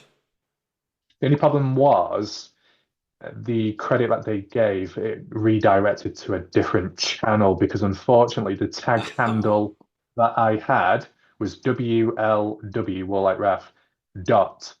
And for some reason there was conflict with some other random nobody on YouTube which had a similar Oh tag my handle. God. And when it came to dealing with YouTube and problems there in the background, they'd be redirected to the wrong page and it's so messy. Ever since I've changed it, so it's more unique now, but just the attempt of the Y files giving credit was a positive for once. They did mention about the CCTV footage. However, they didn't include the phone call by Kenny Veach in 2022. What phone? What do you mean? What phone call? I never heard about that. So around November of 2022, I think it was coming up to Kenny Veach's birthday, Susan Veach said and reached out to me privately at the time, said that they received a missed call from Kenny Veach's Facebook account. She wasn't able to answer it at the time because she was busy, but it's from Kenny Veach's Facebook account through Facebook Messenger, an actual call made. Susan tried calling back, no answer. She tried a few times. And then after that, she tried again. And it said, this user hasn't got Facebook Messenger. And an invitation or a notification will be sent to them to install it. What that basically means is the person behind Kenny's account, whether it be Kenny or someone else, at a later point, manually uninstalled the Messenger app. So they've made a call and then they've gone quiet and then decide to uninstall the app afterwards, so then they can't be called anymore. Does Susan have The- any record that that call was actually made? Is there any evidence? Or is she, you think she's making it up, or do you think she's for real? I mean, visually, from what I remember, what was shown by her to me, which I made a video about, it's all on my channel, at least what was shown. It was from her point of view on Facebook Messenger, showing missed call Kenny Veach. So she did show. Uh, Okay, okay. yeah. I mean, as for Wow. like any other background details, as in like IP address or any other like harder to get stuff, that wasn't shown, but it's definitely been shown as in a screenshot that Kenny's Facebook account did make a call. Some said maybe somebody hacked into it. It could be someone messing about or pranking. But if they were going to hack it, why didn't they alter Kenny's Facebook profile page and add a picture or a video to make it even more Right. mysterious? If you're going to do that, you'd run with it to try to get something out of it. You'd answer the call when she called back to try to create some drama. So that the Yeah, even person if it didn't just, do that, I think lends some credibility to that it possibly was him. yeah. I mean, based on that theme of it being more genuine, because if it was planned out by somebody else in a foul play way, it would have how would they have gauged or anticipated the reach it would have got? Because when you look back to the mine shaft, dating back to 2017, Jeff Clark went in there, unknown to him, in the dark, using a flash on his camera to take photos because his battery kept dying. That's another unusual thing going on Strange. out there. He was taking photos only. Years later, he was made aware that his footage back in 2017 captured a crystal skull on camera in the mine shaft. Whoa. Yeah. Really? Yeah. It's documented on my channel because I further enhanced the imagery and zoomed in. But it definitely appears to be a crystal skull. It's got a purple type color to it, sunken eye sockets, jawbone, like the teeth as well. The problem is, a few years later, 2020, 2022, when other people went in there, uh, it just so happened to align the camera shot. So I was able to compare one person's footage years later to Jeff Clark's in 2017. Same exact spot, completely gone. The skull disappeared. But supposedly someone's taken it. Then over time, a channel, I think called, yeah, Outpost Mojave, claimed that they took the skull. Not put it there, but they took it from the mine shaft. But Jeff Does Clark and that others have person said, still have a YouTube? I've searched for that on YouTube and I'm never able to find a channel called Outpost Mojave. well, Is it still active? yeah, it's still active. I'll have to check Yeah. again. Hmm. But in terms of the skull that they showed, the colouring of it looked different. So either they're faking it or there's two lots of skulls in there and they found one of them.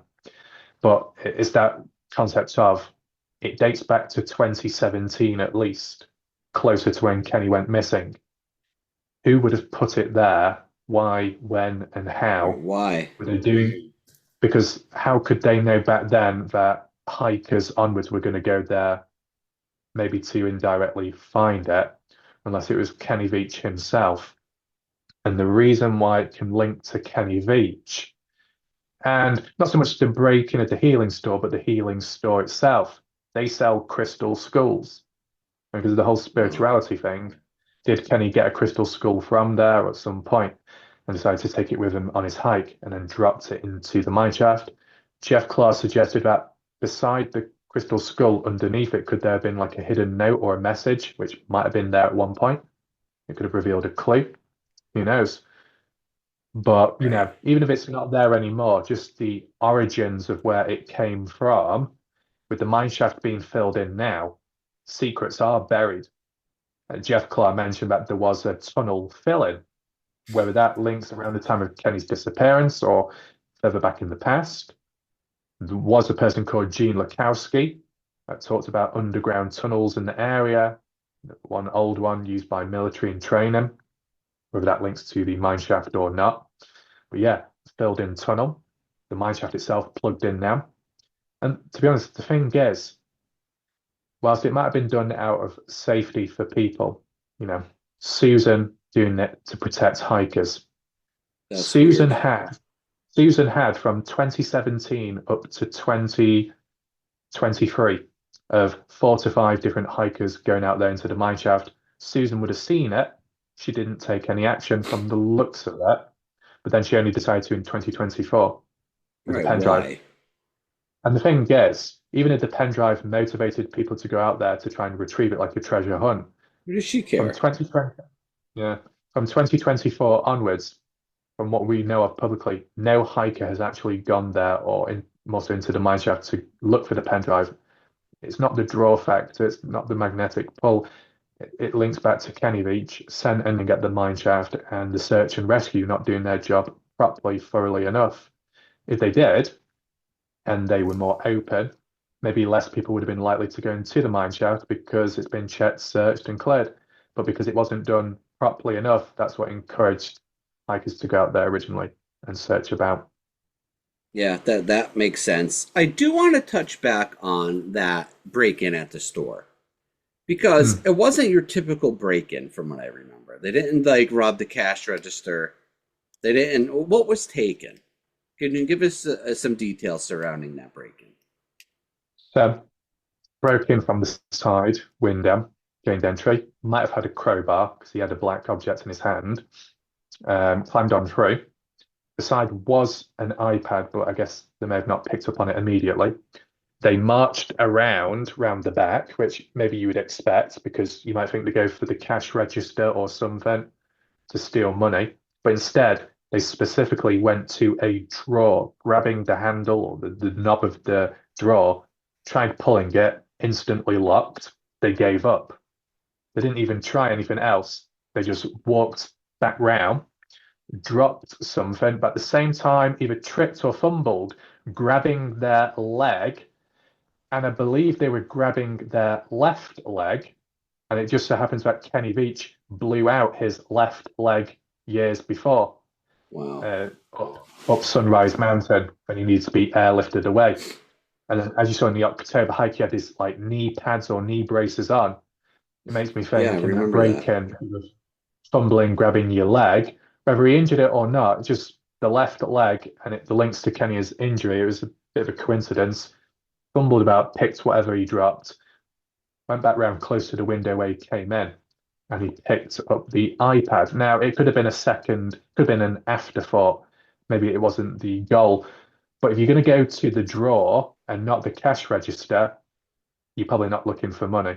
Maybe he was looking for the iPad, thought it was in the drawer, realized it wasn't, come back round, then found it was on the table.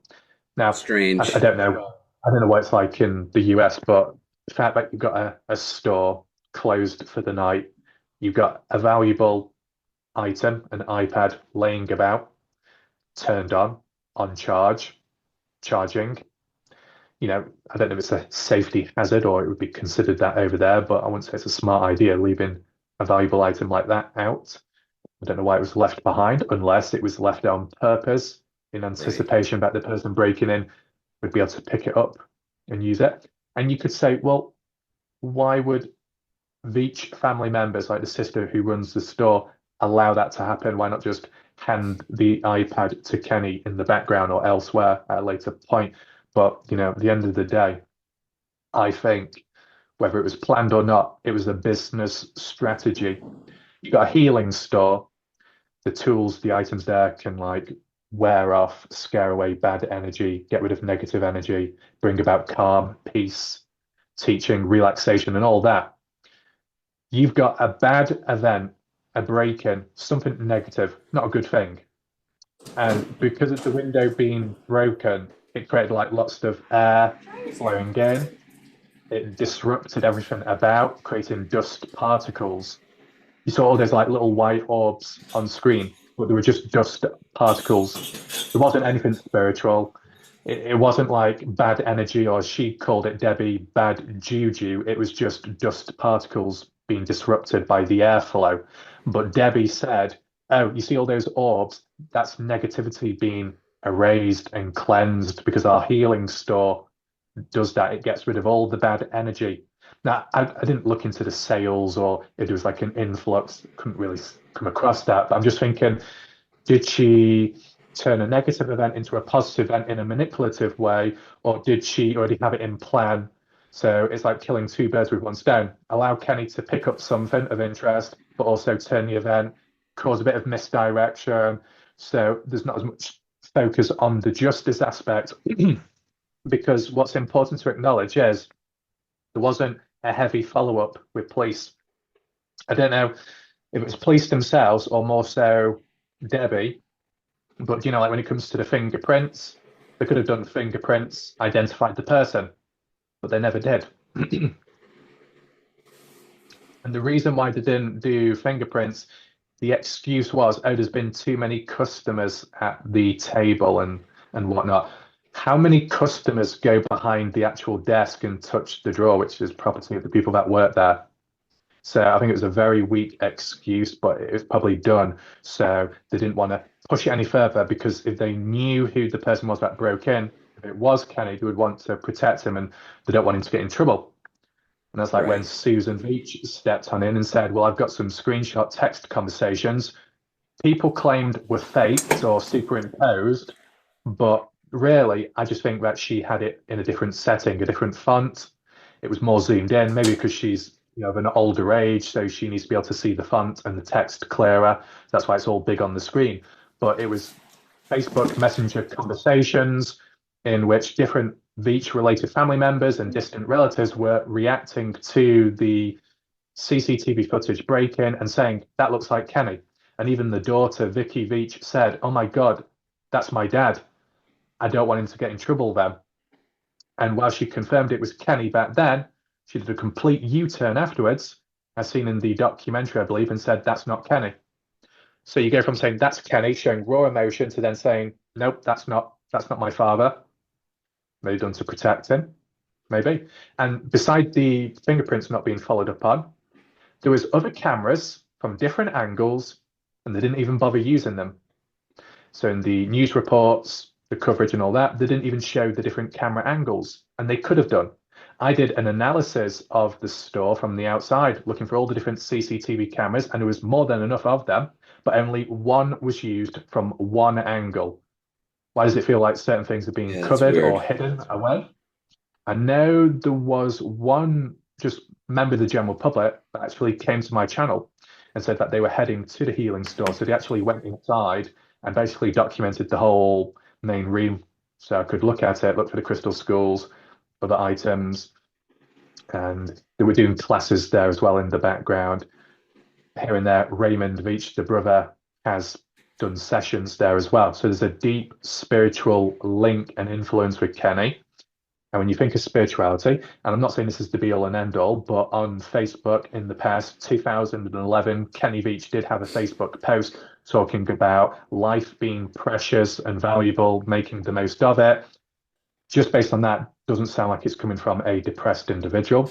But what I tend to do is I say, there's no proof or evidence that Kenny Veach ended his life out there, but he could still have experienced psychological issues along the way. I don't completely dismiss it, but people say that just because he took his firearm with him, then he must have used it on himself. And yet, in his October hike, he had his firearm with him, and under that circumstance, he didn't use it on himself. So it's more of a 50-50. That's the way I see it, because there's footage of him with it. He didn't use it on himself, so he was okay then. It might have been the same case when he went in November. So. That's a very the whole thing is strange from top to bottom. Doesn't seem like it does not at all seem like your typical break-in.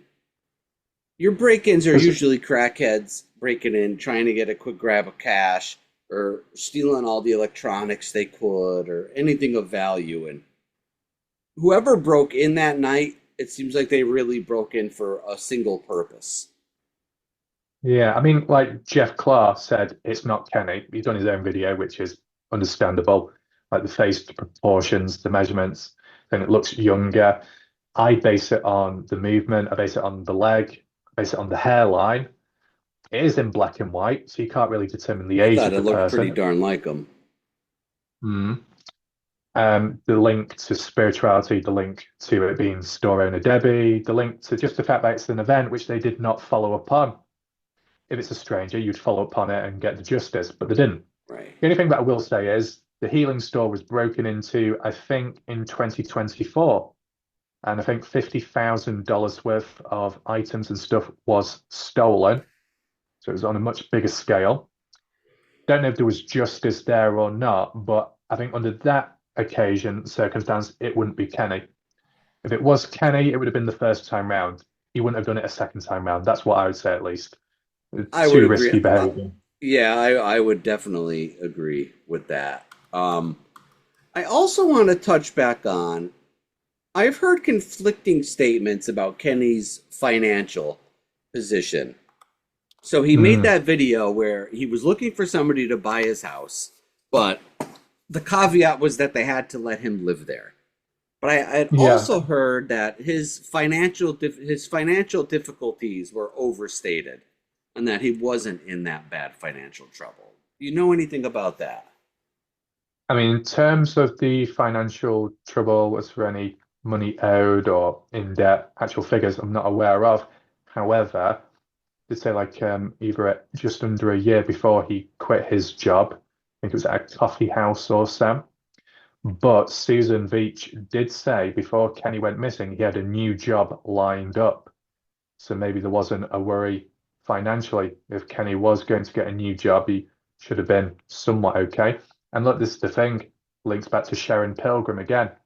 Sharon with to do with property, real estate, homeless shelter, 300 people. Surely Sharon could have provided Kenny a bed to stay in, whether that be permanent, temporary. If they're supposed to be in a relationship, not always, but maybe at some point you live together, you get close, you look out for one another, and so on. The relationship status seems complicated and odd.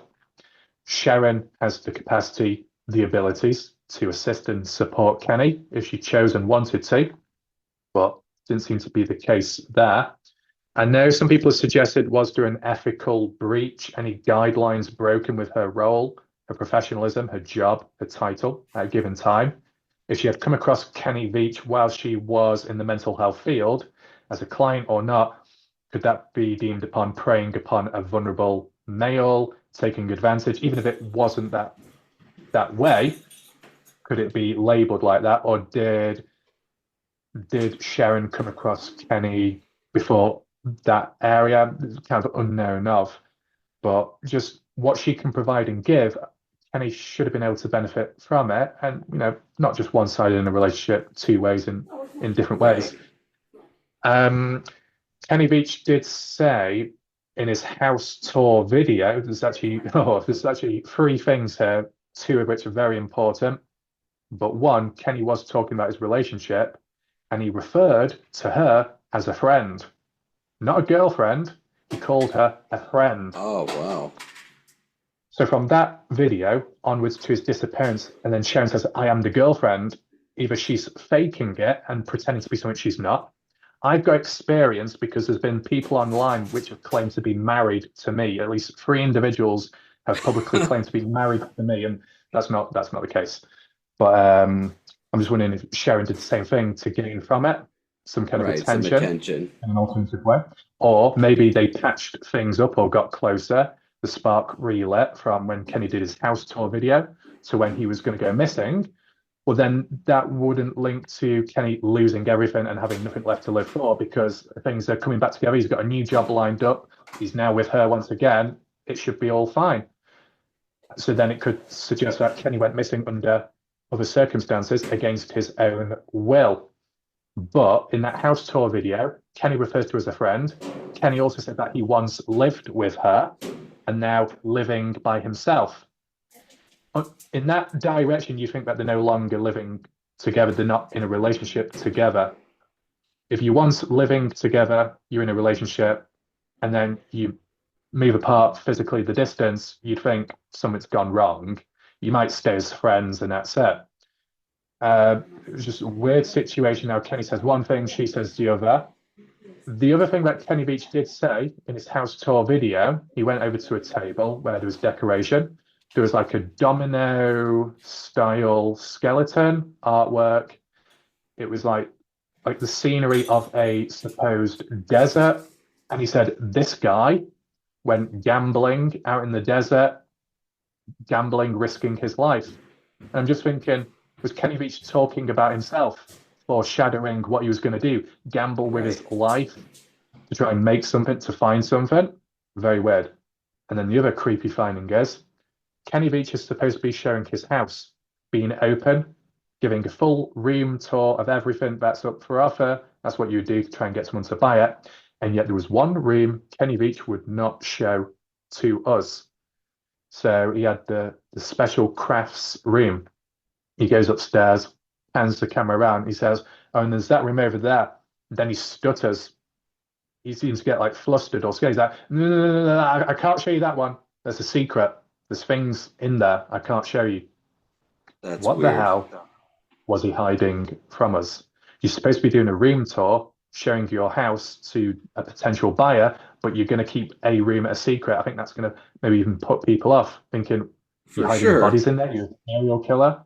He's not being transparent. And when Kenny Veach stutters and gets flustered, the same thing happened when he was down Pitcher Canyon walking by the row of M-shaped caves. He said, it's deep and it's dark. He appeared scared. And he said, oh, it's on ground level, just like right here where supposed covered up cave was. And beside that, adjacent to that, you got another oddly shaped cave, which is shallow. He whispers, looks like what? Doesn't finish his sentence. He says, nope, I'm not going up there, and starts walking off quick. Why is he scared? He says Yeah, it's different behavior. It's like different for him. So you could tell something changed in his behavior. Like gets scared, nervous.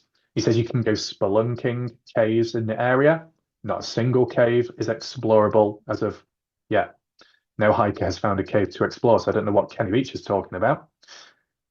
Was he intentionally misleading people of the area, you think? Possibly. I mean, when he was at the mine shaft, just take this in mind, 3 to 4 hours to walk to the mine shaft, 3 to 4 hours of unrecorded footage. I worked it out that a total of 8 miles of the hike Kenny chose not to record whatsoever. 8 miles, and about 2 point something miles he actually recorded. What's the point doing that? Kenny took a giant heavy tripod with him just to use at the mine shaft and when he got back to the vehicle. What's the point lugging that around? That doesn't make sense. I'm a hiker. I hike constantly, and 8 miles hiking is a lot. And it's a lot more than just walking 8 miles down a sidewalk or on roads. It's a lot different. So I mean, for him not to record any of that doesn't make a whole lot of sense. And under the circumstances that he's trying to prove to people what he's found, you're not only recording and proving to people what you found, but the journey along the way. Unless Kenny didn't want people to find it or retrace it. He wanted to show people that you can look, but you can't touch. I'm going to show you the cave, but I'm not going to show you where it's actually at. When he did get to the mine shaft and he's panning around describing the area, and he says about that one time when he was hiking up on the mountains, he called it Gas Peak. Not at all. It's Sheep Peak. Gas Peak is further south.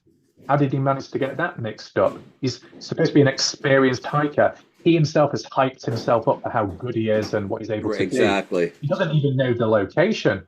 He doesn't even know Wild Horse Pass. He just called it a ridge. He doesn't. That makes no sense. That makes, for all, he said that he was, you know, he's out there for days at a time and 20 miles he goes, and for him not to know the names of key mountain ranges and canyons, it doesn't add up. I apologize if there's noise. I'm having a dryer delivered, so if I seem a little distracted or anything, that's why, just so everybody knows. But so yeah, that doesn't make a whole lot of sense. And as well, even his description of the M Cave is unusual, because throughout his video, how he worded it, he said it's on the side of a mountain, and then later in his video, he said it's on ground level, like right here. Now, you can have something on the side of a mountain on ground level. Right. Well, by definition, when I've looked at example photos online, the majority of the example photos were, you know, halfway up or towards the top of a mountain on the side, not on ground level. His original contradiction was finding the cave near Nellis Air Force Base, and yet he's hiking north 30 miles away and claims it's actually in the Sheep Range, it's a canyon area. Two different locations. There's a contradiction of the location. Contradiction of how he describes the cave. He said it's gigantic. Well, if it's gigantic, why then at the end of his video said, I didn't find that funny little cave? He's under 6 foot. He's not gigantic himself. And yet he calls the cave gigantic. He says the cave's the same height as him. He's a bit all over the place when he describes the cave. None of that makes any sense. I don't understand what doesn't make a whole lot of sense. If he says it's on ground level, but he also says it's higher up, that's what links into Jeff Clark. Jeff Clark is the only hiker to have captured an M-shaped cave at higher elevation, which no one else has really picked up on, the most part of it. Whether that be because of the shadows casted, when it shows at certain daylights and times, Jeff Clark is the only one to come across a M-shaped cave, which no one else has, and it is on the side of a mountain, not ground level, but side of a mountain, as Kenny described. So even if it's not the M cave, when people end up saying, well, it's already been searched, the area, the M cave has not been found. But the fact that there's at least one finding here or there, which has never been seen before by anyone else, what other stuff is missed? And linking back to Kenny, you know, not recording the 3 to 4 hours on foot from one place to another to the mine shaft. Are there any caves in between that? Probably not, but you could still show your journey so people can follow it, at least like SB does. But more importantly, there is something of interest. The other mine shaft, supposedly Aqua Chigga, may have covered it briefly, but it was SB that fully investigated it a few months ago, a second mine shaft. And the reason why that's so important is officially Red Rock never confirmed which mine shaft. In the past, if you were only aware that there was one, you'd think, well, it must be that. But the fact that there's a second mine shaft, which is a bit before, it's closer to where Kenny would have parked. Not that close, but closer.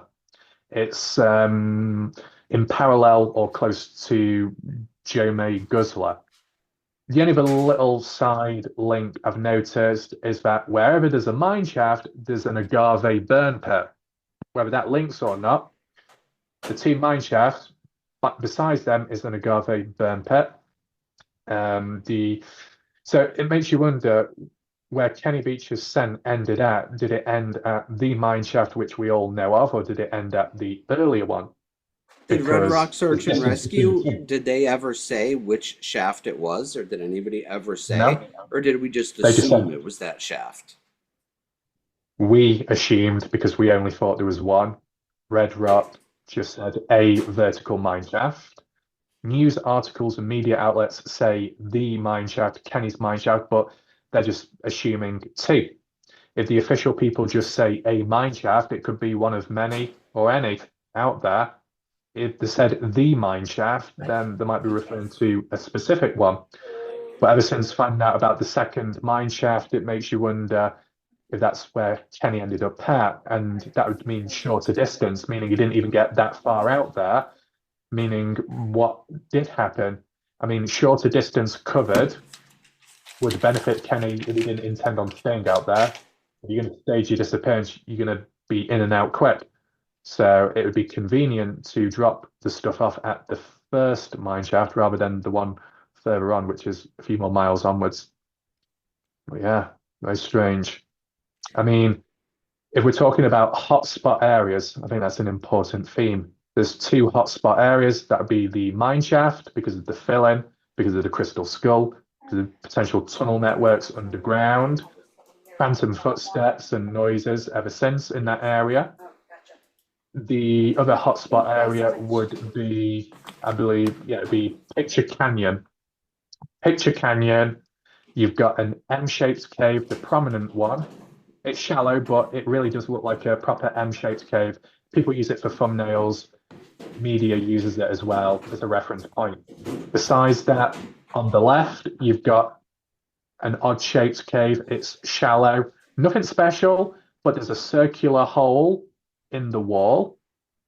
And then beside that is the one where Kenny said on ground level, like here, which is the supposed covered M cave. Now, in terms of I call it the keyhole cave, the one in between, the one with the little hole at the back. I technically debunked it. I did a video where I first thought it was something more than I debunked it afterwards, but people till this day still believe it's the original, that there was a reptilian spying on Sean Horlecker through that tiny little hole in the mountains.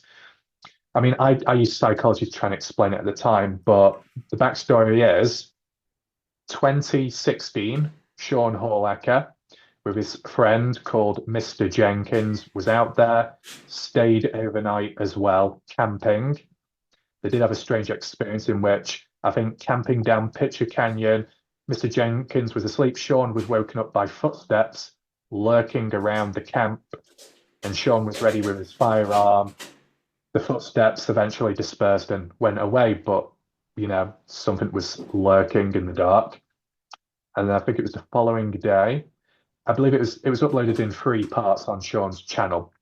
All those videos are either private or deleted now on Sean's channel due to all kinds of weird stuff going on. Yeah, why? I do remember I've looked on it. his channel and I haven't seen many of those videos. Why did he private them or delete them? Different circumstances compared to really Robin and other people. So 2021, Sean's still active, but not to get too deep, just in case anything's censored, but when it came to certain political stuff, Sean got involved in important stuff in his mind within the US. So channeling his focus onto supposed bigger, more important stuff going on in life, he kind of put aside the Kenny Veach stuff. But at the same time, he felt that he was being censored, taken out, shut down by YouTube, as in notifications not sending, live streams not working properly, being cut off, interference, felt like shadow banned, things like that, like fighting a losing battle. And to deal with that, I think that's what encouraged Sean to privatize videos. At some point, he put them back up public, but then other times they went back private. So they're not completely deleted. I think they're just private. His original, I believe his part 1, part 2, part 3, 2016 hikes could still be there, I believe. And his I think the ones where he got sick are still there. Yeah, the 2019 one. But as for his live streams, they're privatized or just not around. As for his debriefing videos and his ones where he's on the way out there talking about what he's going to do, his previous experiences are not there. The fake Really Robin supposedly archived one of Sean's videos, as in the, I guess, post 2016 hike where Sean was talking about his experience camping out there with his friend, hearing the footsteps about. I don't know how or why that fake Robin used that clip specifically, or Who knows what else they've got archived if they planned it out long term, but there's some weird interconnections going on. But to link back to the Keyhole Cave 2016, Sean Horlacher is investigating the row of supposed caves down Pitcher Canyon where Kenny Veach walks by, went into the Keyhole one, shallow, and as he knelt down, when looking at the hole in the background on that wall, it looks like something suddenly pops up like that, but more circular with a slit in the middle, like a reptilian eye. And then when Sean stands back up or adjusts the camera, it then disappears. So it's like in one frame, nothing. Next minute, movement pops up, covers the hole, and then pulls away and disappears. So, it definitely looks like there's an eye looking through the hole. I tried looking at it from a different perspective over time. Unfortunately, it does happen to me too. If you change your opinion or outlook, people create conspiracies about yourself. There was one time, I think it was the one, I basically used a different camera angle. The lighting was really bad. It was really dark in the room. You couldn't see my face. People genuinely thought that because I made that video and because my face wasn't shown, I was in witness protection program, but it wasn't the case. I was just looking at it from a different perspective, and that was to do with the psychological effect of depth of field and focus, what focuses in, what isn't. The holes in the background, and from the looks of it, there was cobwebs, which was inside of the cave dangling down just in front of the hole. And within the cobwebs, there was bits of vegetation and dirt. So as you go into the cave and you kneel down, your camera may align with the hole, which then aligns with the cobwebs and the debris that's within it. So it's like a lift mechanism. As one thing goes down, the other thing goes up, and it looks like it fills the hole, creates a sense of movement. Okay. But it looks like there is something there when there's not. But, people that still stick with it, that there's a reptilian there, I don't completely dismiss it. But I know That's I've more received likely resistance from your things. explanation. You always want to try to go Possibly. with the prosaic explanation first. If you can't rule it out, then you could go to the paranormal. But you always got to try to rule it out by something normal first. Yeah, I mean, I probably did it the opposite way. As soon as I saw it, I thought, oh, reptilian. I tried enhancing the image, clearing it up, and without the psychological explanation, it definitely shows movement, so it has to be something that's alive and more so behind the hole. But then when looking close at the cobwebs, which was actually in front of the hole, whatever's caught in the cobwebs is probably obscuring the whole vision and creating that distortion, Right. a trick of the eyes in a way. But it doesn't take away from the area because besides the supposed reptilian eye, it's still a hole. How deep does it go? No one's put a camera in. What's going on within the mountains, inside of them? I know the whole UFO situation where you've got mountains out there and entranceways where UFOs could fly in and out. So if there's any activity going on in the mountains of Sheep Range, Pitcher Canyon, and as a whole, and you could peek for it, considering that you've got M-shaped cave, keyhole cave, covered up cave as Sean calls, all in a row, one by one, and into a mountain. Because it's like a row of them, are they all connected in some way? And through that little hole, what lies within? And beside the caves, and besides anything that could be in them, just the fact that you got SB experienced weird activity when going down Pitcher Canyon or coming up it the opposite way, and Jeff Clark too. Jeff Clark, I think it was 2016 when he first went out there. He took a photo of a boulder with an animal skull on top, and it was just outside or near to one of the caves or the supposed covered cave. And then he covered 0.7 miles heading east, and then he went round the bend, up a slight hill, then took a photo facing somewhat northwest, which shows Pitcher Canyon kind of on the left, and then a little bit on the right you see either the burn pit or the sagebrush on the ground, which you see on satellite imagery, which looks like an M, but it's not, it's just a sagebrush. And you know, Jeff Claw didn't think too much of it at the time, yet again. But then when he had something to compare to, when SB did a similar hike and went up to the mine shaft and had lunch there, about 2 hours, 10 minutes, or over 2 hours. But in terms of the Picture Canyon area, which he did, it took like maybe 30, 40 minutes, which was deemed as acceptable. For Jeff Claw, though, from covering under 1 mile, based on photo A and photo B, the time difference showed 2 hours, 10 minutes. How does it take 2 hours, 10 minutes to cover under a mile? It makes no sense. No. And on that same day, earlier, Jeff Claw said he got zapped. Vibrations like Kenny Veach. Jeff Claw is the only person out there besides Kenny to have felt vibrations. So Jeff has suggested maybe when Kenny was out there on his unrecorded hike, he got zapped.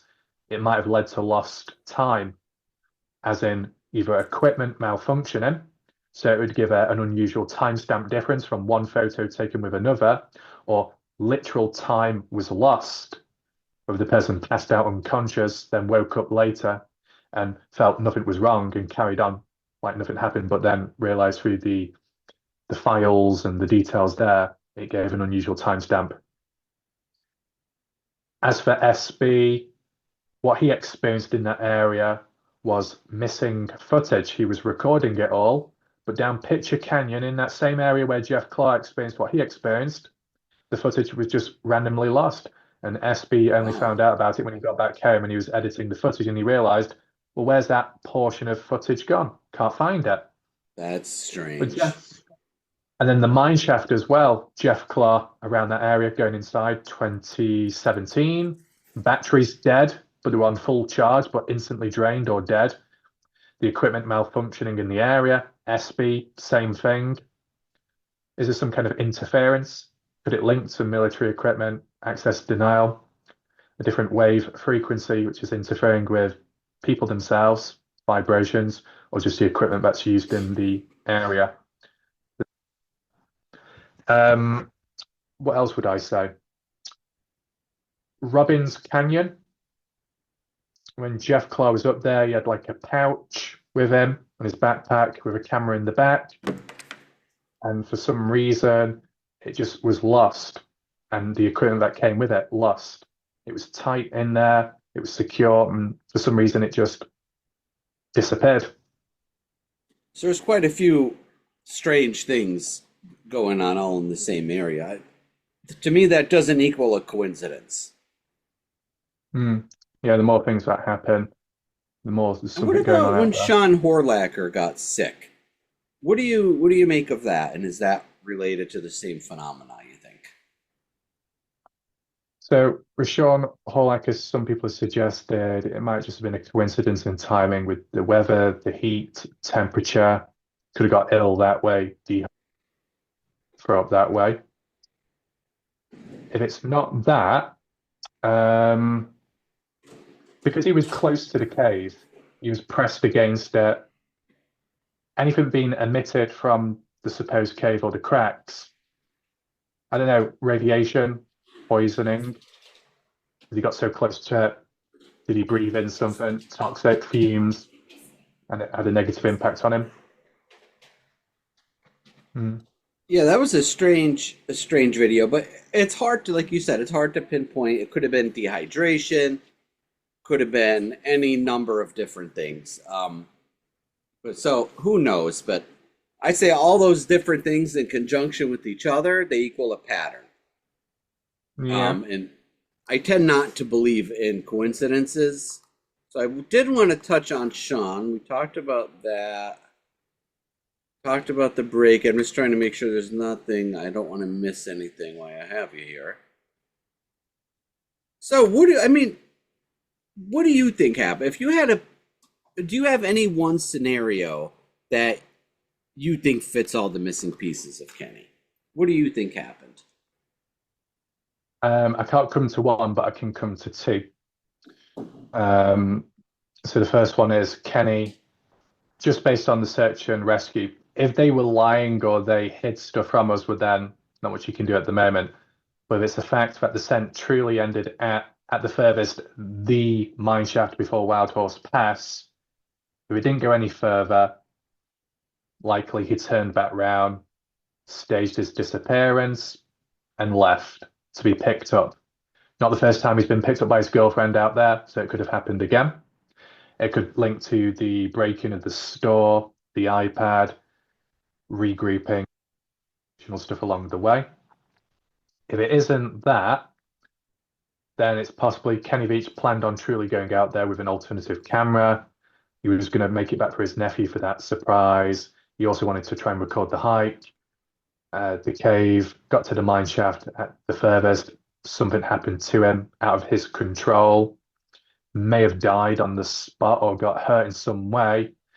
If that's how it could link to the mineshaft hotspot area of the phantom footsteps, the ghostly voices, is it haunted by Kenny Veach?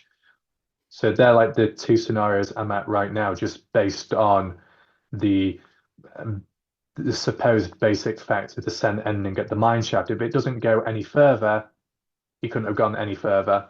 That's the way I say it. What do you think the odds are that a possibility that the military or some other organization had filled in a cave or changed the appearance of a cave? You think there's anything to that or no?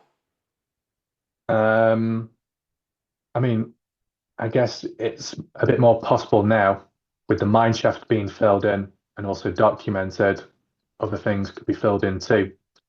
The cover reason could be just for the sake of people's safety, filling it in. There could be a deeper reason behind it. Before the mine shaft being filled in, there wasn't really much to compare with. That supposed covered cave was caught on camera by Kenny Veach back in 2014 of October, and it was filled in then. And back then, would it have been filled in that quickly from when Kenny was out there before to when he went out on his recorded hike? Would they have been able to fill it in that quickly and make it look that natural? It's a bit hard to tell under those circumstances, but there is one strange thing. Gene Lukowski used to be a part of, or was, Red Rock Search and Rescue 2014 and a 2015 search for Kenny, which I've not heard of myself personally, but that's what he claimed. He said that there was a group of people that went out there searching, hiking, and found a cave where there was military equipment. The military commander stepped on in and told them to scrap everything, the research, and not to upload or publicize it. Beside that, I don't think a true location was given, but there was some random channel on YouTube uploaded a kind of cryptic video. It was called Accord Cave M, a video which is now private on YouTube, but I archived it before it did disappear, thankfully. Called Cave M, Accord Research. Supposedly, was it in the 60s? A group of people went out there measuring, analyzing. They came across a cave, felt frequencies, maybe vibrations. There was like weird cryptic images as well of either a former president or some other authority figure from the US in the past. Maybe on the verge of really Robin-like type behavior, but it was done a bit more creepy. However, the one thing that stood out was a photo was provided, whether it's an old one, an altered, edited one of an M-shaped cave. And what I did was I mapped it on top of the covered cave, which Sean Horlacher investigated. And when I tilted it slightly and zoomed in, it almost fit the dimensions perfectly. The thing is, though, this photo of a M-shaped cave was completely open and dark. And just because so the covered one, if it is the same one, then you've got, like, from the looks of it, a before and after photo of when it was open and when it was closed. So you could say, well, then maybe it was closed off then, based on that comparison. If only Kenny Veach had older footage of the area, so then you could compare before and after if there was any noticeable change. One thing for sure then, when Aquachiga walked by. I think that was 21 or 2022. SB Vegas in 2022, up close with the supposed covered cave. There was a boulder missing. It was later found on the floor by Jeff Clark, but someone had gone there and purposely manually removed the rock, but no one ever came forwards or openly talked about it. This is why I wanted to have you on here, because unless you have somebody like you on here talking, it's extremely difficult to watch all these different videos by different people to try to form one clear picture of everything that has gone on. So I think this is going to be very valuable to people. I also wanted to touch on how Kenny said he felt when he encountered the cave, and both Sean Horlacher. Those are classic symptoms of the military's area denial systems. The vibrations, it goes into Havana syndrome, and others that, you get too close to an area, and I don't know exact technology, I don't remember, but it like pulses and vibrations, and it makes you physically ill because they don't want, the closer you get, the sicker you get. The further you get away, you start to feel better. And that kind of correlates, I think, to both what Kenny experienced and Sean experienced. And I think it lends credibility that maybe there was a military aspect to this whole thing. Yeah. I mean, before I add on, I'm just going to take these out because we're about low battery. I'm going to talk through the mic of the phone. Yeah, no problem. We're almost done. We're almost done anyway, so we're all good. Now I could hear you. Go ahead.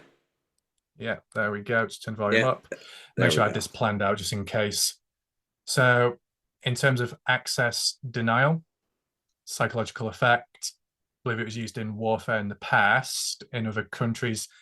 I don't know if it was Vietnam or so, but like loud speakers where they would play a loop of screaming and sounds of distorted waves to scare the locals, the ones that were living there, almost like constantly, almost like a nightmare fuel in a way to make them feel uneasy.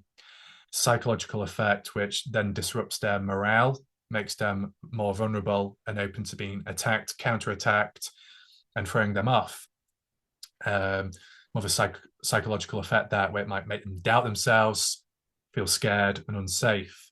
But that can cross over with the Kenny Veach case as for alternative equipment used, the frequencies, the wavelengths. And to be honest, considering Kenny Veach is a spiritual person, Sean Horlacher is a spiritual person. Sean Horlacher talks about at one point 4D vibrational waves reaching a different density, a different wavelength, awakening into what? Kenny Veach liked playlist, how to not go crazy during your awakening. So is it people that awaken spiritually in tune with the environment and area are more prone and open to seeing and feeling stuff which other people normally don't? The only counterpoint would be Jeff Clark is not spiritual, he's level-headed, and he felt vibrations, but in a different area. So there might be different circumstances there. But the fact that Kenny Veach appeared at least scared and nervous in the area, and Sean Horlacher got sick in the area shortly afterwards, some kind of influence effect going on. I know Sean Horlacher talked about potential toxic waste dumping ground, military secretly disposing of stuff and then sealing it up. And then if it creates radiation toxins, which could emit through the cracks, the gaps of these supposed caves. If Sean was up close against it, he could have inhaled something which wasn't good for him. That's certainly possible. I know that is where we do store our nuclear waste in Nevada, I'm pretty sure. So that is certainly possible. Maybe one or two more questions. Do you think Kenny will ever be found? Or do you think we'll ever find out what happened to him? Either way. I think depends how you look at it. if you're just basing it off the desert area. In order to find the M cave, you have to find Kenny Veach first, because supposedly he knows where it is. But if Kenny Veach is already at the M cave, and if that's how he disappeared somehow, to find the M cave, you find Kenny Veach. To find Kenny Veach, you may find the M cave. It goes hand in hand. If he's not in the desert area, as for finding anything in the desert to show that he's not there, it's more so, what do you find out of the desert which links to Kenny? Like the CCTV footage, supposedly, the phone call, and anything else in between. I don't see it as the be all and end all that, even though I've done my videos and they say Kenny Veach caught on camera, question mark, and whatnot. I'd say it's probably still not enough yet to completely nail it down and say that's absolutely the case. Because of true crime and demonstrating multiple perspectives, the last true crime case where I evolved more perspectives than ever before, as in for and against, and every possibility out there how people could be thinking. Somehow I managed to do it, but people were saying that I'm the most biased individual, and it made no sense whatsoever. It really, I don't think confused me. Some very strange people in the Noah Presgrave case. I know the names off by hand. There was a handful of people that were claiming that I was making a mockery of the case somehow. Very unusual, but I feel that the pattern I notice, the more consistent, the more frequent, the more of a target you will become to someone out there. In terms of Kenny Veach, if you found the gun, if you found a bullet, not the one that SB found some months ago, but an actual 9mm one, you found some blood, backpack, along that lines that could further reinforce Kenny is out there, you treat it like scales. You weigh it up as in what material is there, what supposed evidence is there to suggest he is in the desert, alive or not, versus what material on the other side to suggest he's elsewhere. And to be honest, the scales are a bit up and down with time. And that's why I don't go tunnel vision down one route, because there's always that possibility there could be a sudden twist and turn. Yes, a missed call by Kenny and a CCTV footage break-in could be enough. But then suddenly you got Scott Natal, who came across a sword and tent in the area, a bamboo concealed sword and a tent. That's Who's weird. Camping out there? And not far from that area, there was the bag of the tent. I've not done a follow-up since, but I need to. It just so happens that the bag to that tent is a similar colour, I believe, to an old photo of Kenny Veach on a different hike. So could it be his? If it was, there is that conflict of, well, if Kenny's scent ended at the mine shaft, and if his tent and sword was his, that was found over Wild Horse Pass further on. Why does the scent not continue on? So there's a few conflicting things there. But, you know, beside the crystal skull, the sword and tent, very strange. So many strange things. Scott took the sword away. He did admit to that. I think he said he lost it at one point, which is weird. But when he went back to the area, the tent was completely gone. And the reason why that's so strange is it was a rock formation. It was narrow. It was covered by rocks. The tent was ripped, torn to shreds, stuck against the rocks. You'd have to pull it off for it to disappear. So where did it go? I mean, this is a criminal case. You think law enforcement would have been interested to test for DNA or anything like that? Definitely. As for the mine shaft, the ladder rungs were broken, and didn't know who it was. 2018, there was a group that did go called Off the Trail. Years later, they reached out to me online and said, we're responsible. So that was a positive. That was cleared up. But it didn't explain the brace. The brace at the top of the ladder connected to the post of the mine shaft. You have to pry that off with a tool. Why would anyone do that? So there is that alternative theory that there is a rogue hiker out there that's trying to cause hazardous elements to hurt people, get people in trouble out there.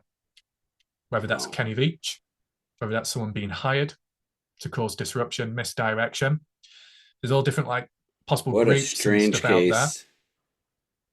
As for the threats, because I know you mentioned about drama elements, one lighter-hearted situation, but it was still bad because of what they were claiming.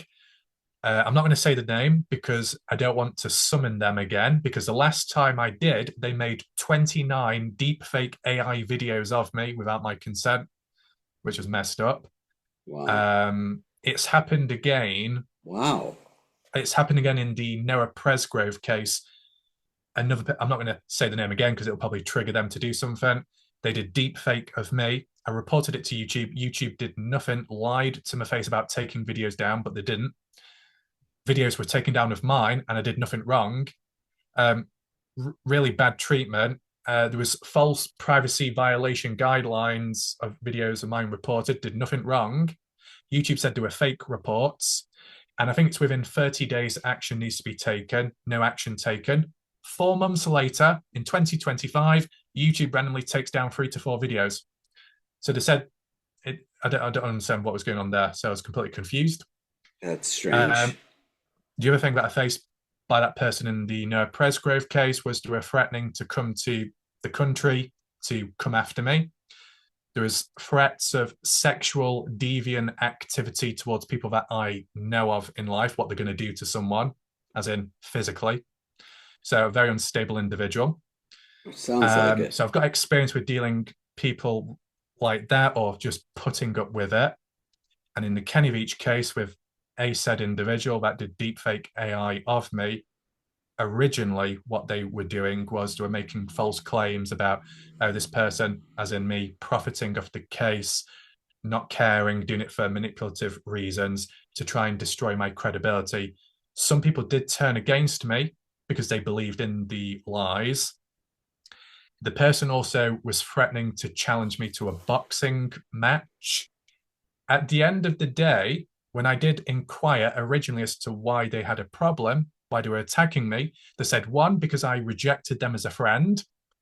I never even got a friend request from them. It sounds like a sicko. The second reason why they went after me is because they were offended because, like with me and my many accents, I did an African accent and they got triggered by it.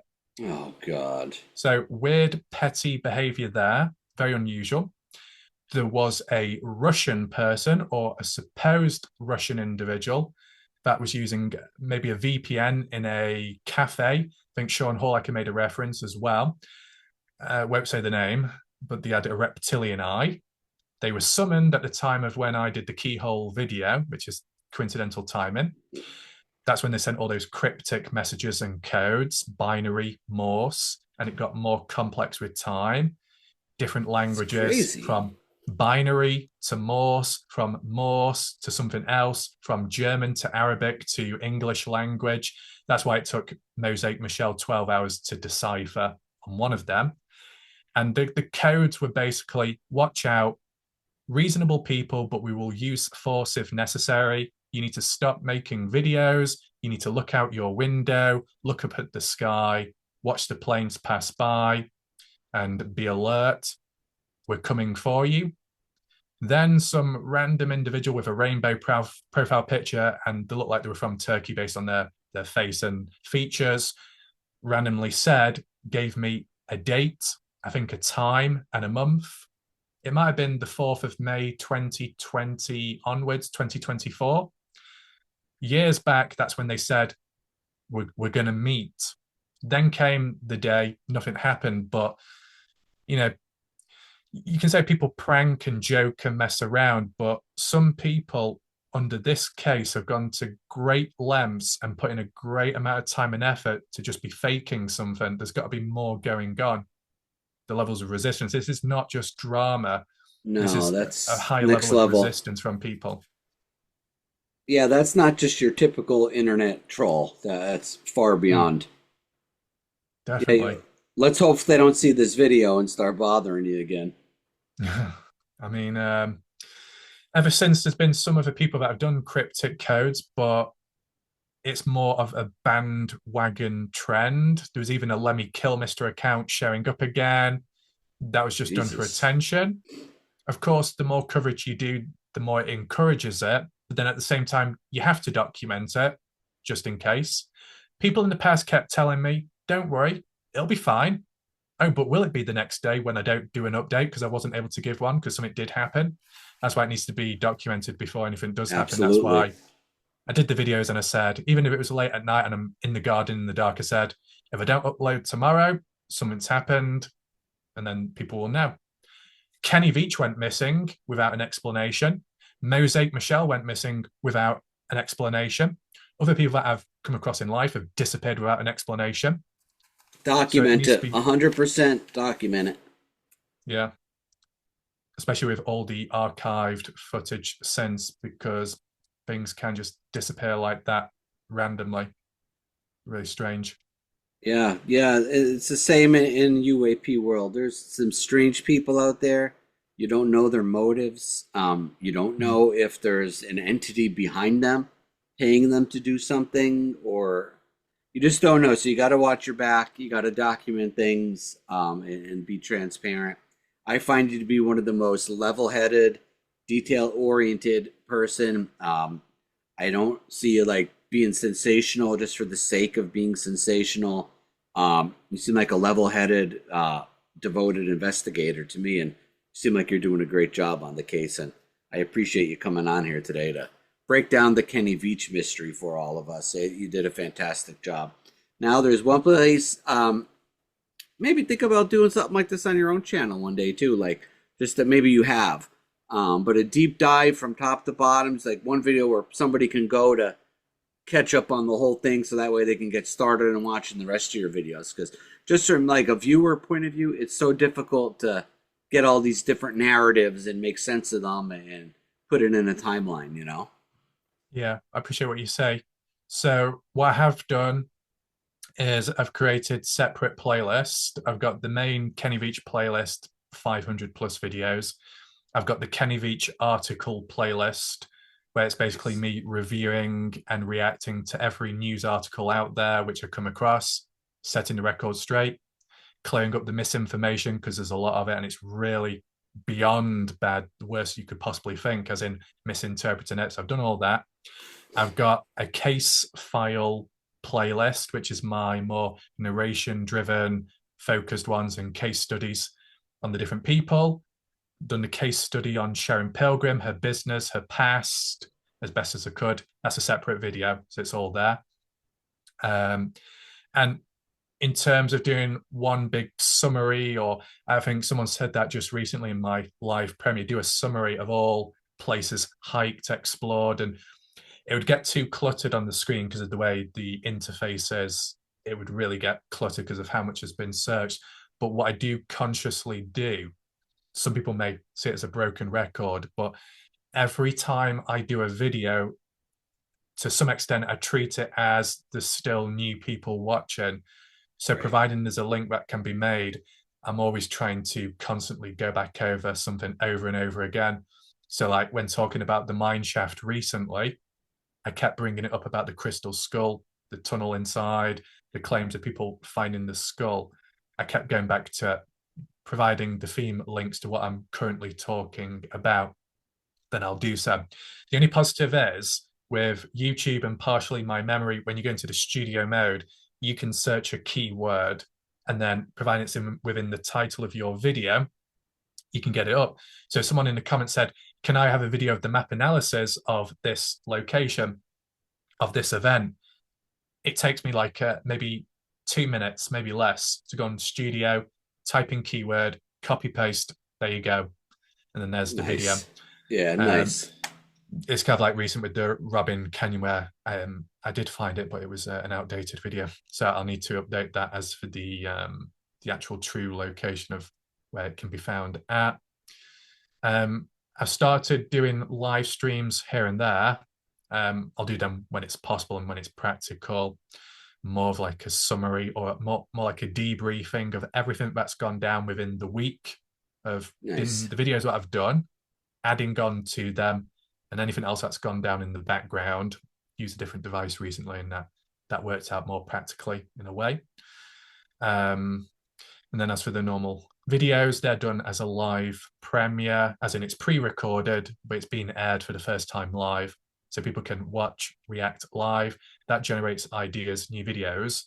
And as I said, within the last month or two, when returning back to this case after years of being away from it, every now and then I did the odd little video, like the Facebook Messenger call 2022, did that of course, satellite imagery of one in 2024, some hard hitting videos there. But in recent time, it's been basically every single day on the Kenny Veach case. I've never done that before because I was never able to. It's all because of true crime and dealing with that and having to look at every possible aspect. And there was so much text and wording to read through, but I've applied that now to Kenny Veach's comments, Sharon's comments, and that's why all the strange stuff stands out. And then even comments by users that show up online claiming that they've seen this or that, or they know what they're talking about. It's like that Gene Lukowski, who claimed to be a part of the Red Rock Search and Rescue. Susan Veach did some research, supposedly reached out to the commander, I think called David Cummings, and said, never heard of that name before. Oh, Susan thought must be a fake person. Who knows at this point?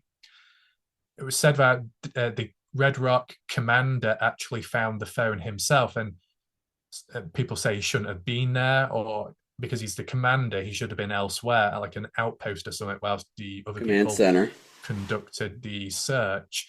So someone like Jeff Clark suggested, Red Rock working for someone else, and that's why they're tight-lipped.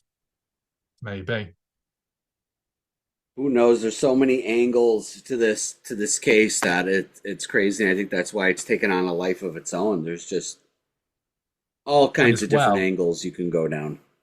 In terms of everything that's been talked about up to now today, if you used to ask me how many videos do I have still to make, I would say at least 30. At least 30 days worth of videos that still need to be made, some long, some short.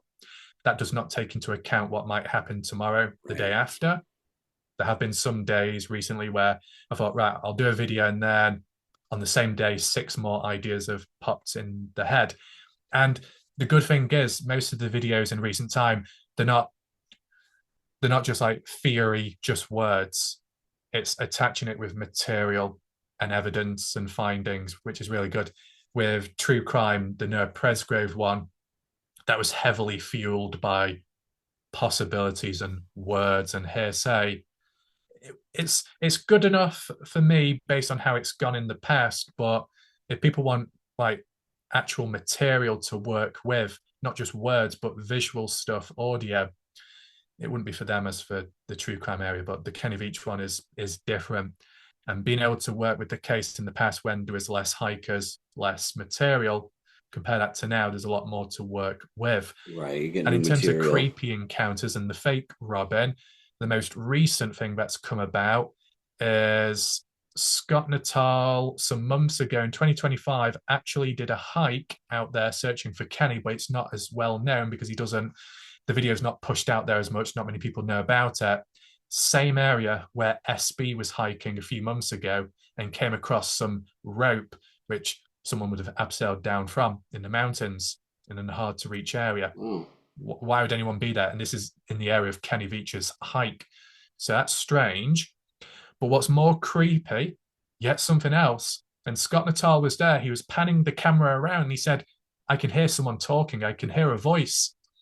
And then the upper left corner of the screen, on the mountain on the ridge, there appears to be a dark figure stood there, lurking over. Wow.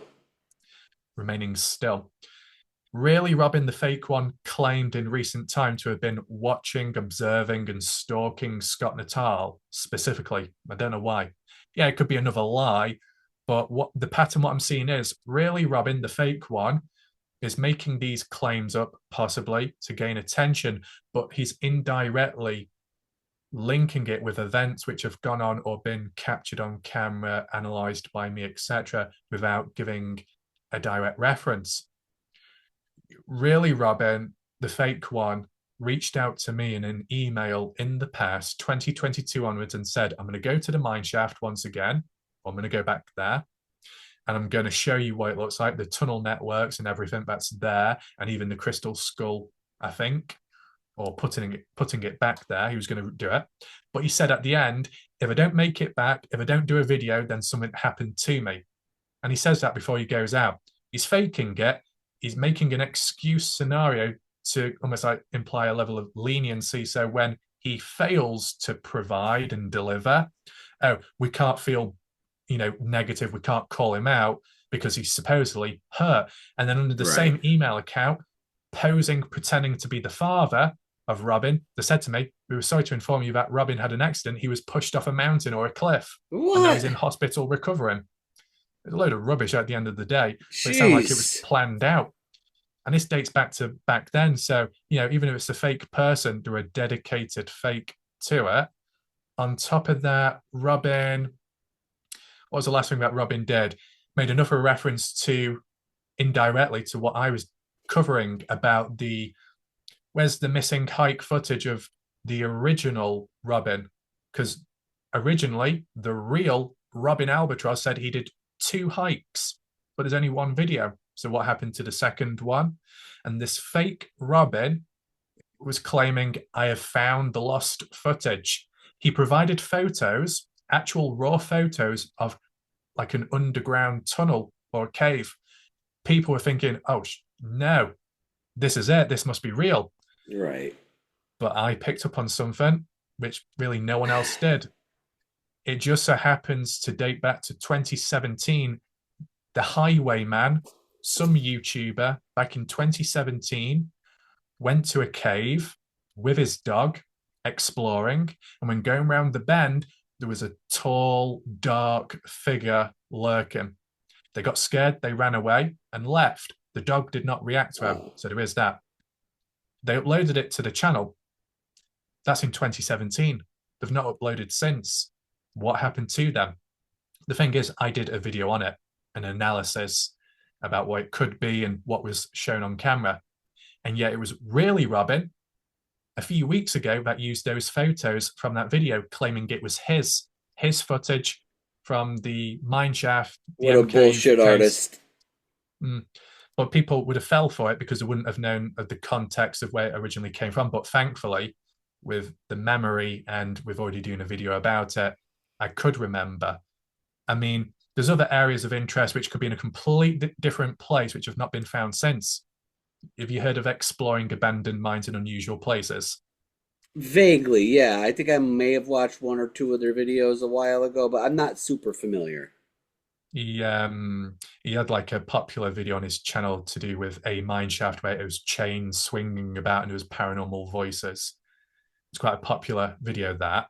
Some people have debunked it, but beside that, surprisingly, Exploring Abandoned Mines did actually get involved in the Kenny Veach case. Was quite positive to me, which was good, considering it being a bigger channel. I think they've got 400,000 subscribers. Wow. So as for the awareness, that can help with the case. He went to a undisclosed location, did not give the coordinates, and he said one of his friends or contacts that is either working for Area 51 or to do with military gave like a tip off to a M-shaped cave, which had a bit of a wall, a rock wall as well, just in front of it. And when Frank got to it and he went inside, it was shallow.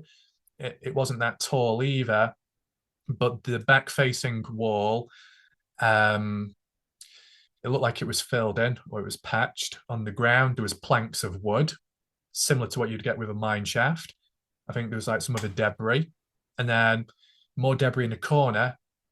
People did debunk it, but Frank pulled out an Area 51 warning sign. Some people have said that sign you could possibly buy. I remember online. This video. So people said maybe it could have been staged, but I still took it serious just in case. Did mention that there was an airflow in one of the gaps. So if you've got planks of wood, airflow, mine shaft, mine in the area, could be something. He did go back out there again a second time. This time around, there was now a sign that said restricted, don't go closer. So someone put it in there. people think that maybe he did it himself. It's kind of back and forth, but it's just the mystery of where is that location. It's not been found since. As with Sean Horlacher, onwards, there was a time where Sean Horlacher did say that he was driving in Nevada, came across a homeless person, said it was supposedly Kenny Veach, but never saw him again. There was a time when Sean Horlacher said that people infiltrated his property. His yoga mat was torn to shreds. That was the only thing that was damaged, but a bit unusual. Yoga mat being torn up. Right. He also said that there was another time where there was a biker guy in like a leather jacket and a headband came around, and it was at night, talking about his bike being broken down, needing assistance, and it led to a dead end of the neighborhood where Sean was living at the time. And almost in the dark, there would have been a mine shaft, and Sean was cautious, thinking, is he going to lead him on? Was it a planned assassination?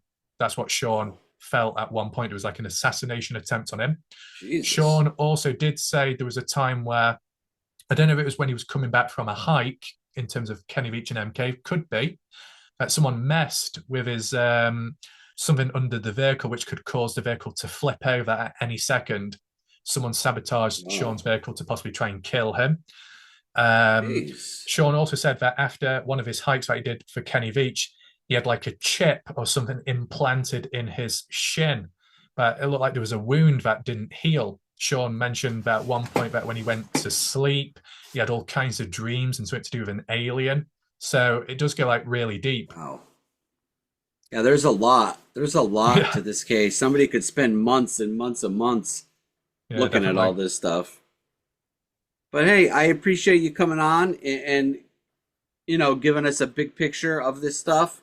It's going to be super valuable to people. Anything you want to tell to the viewers? Where can they find you? So at this moment in time on YouTube, you type in war like, one whole word, space ref. You'll find my channel. I'll have it linked in the episode as well. Appreciate that. On top of that, most of the videos will be on Kenny Veach at this moment in time because I'm locked in with the case. 20 videos to upload onwards.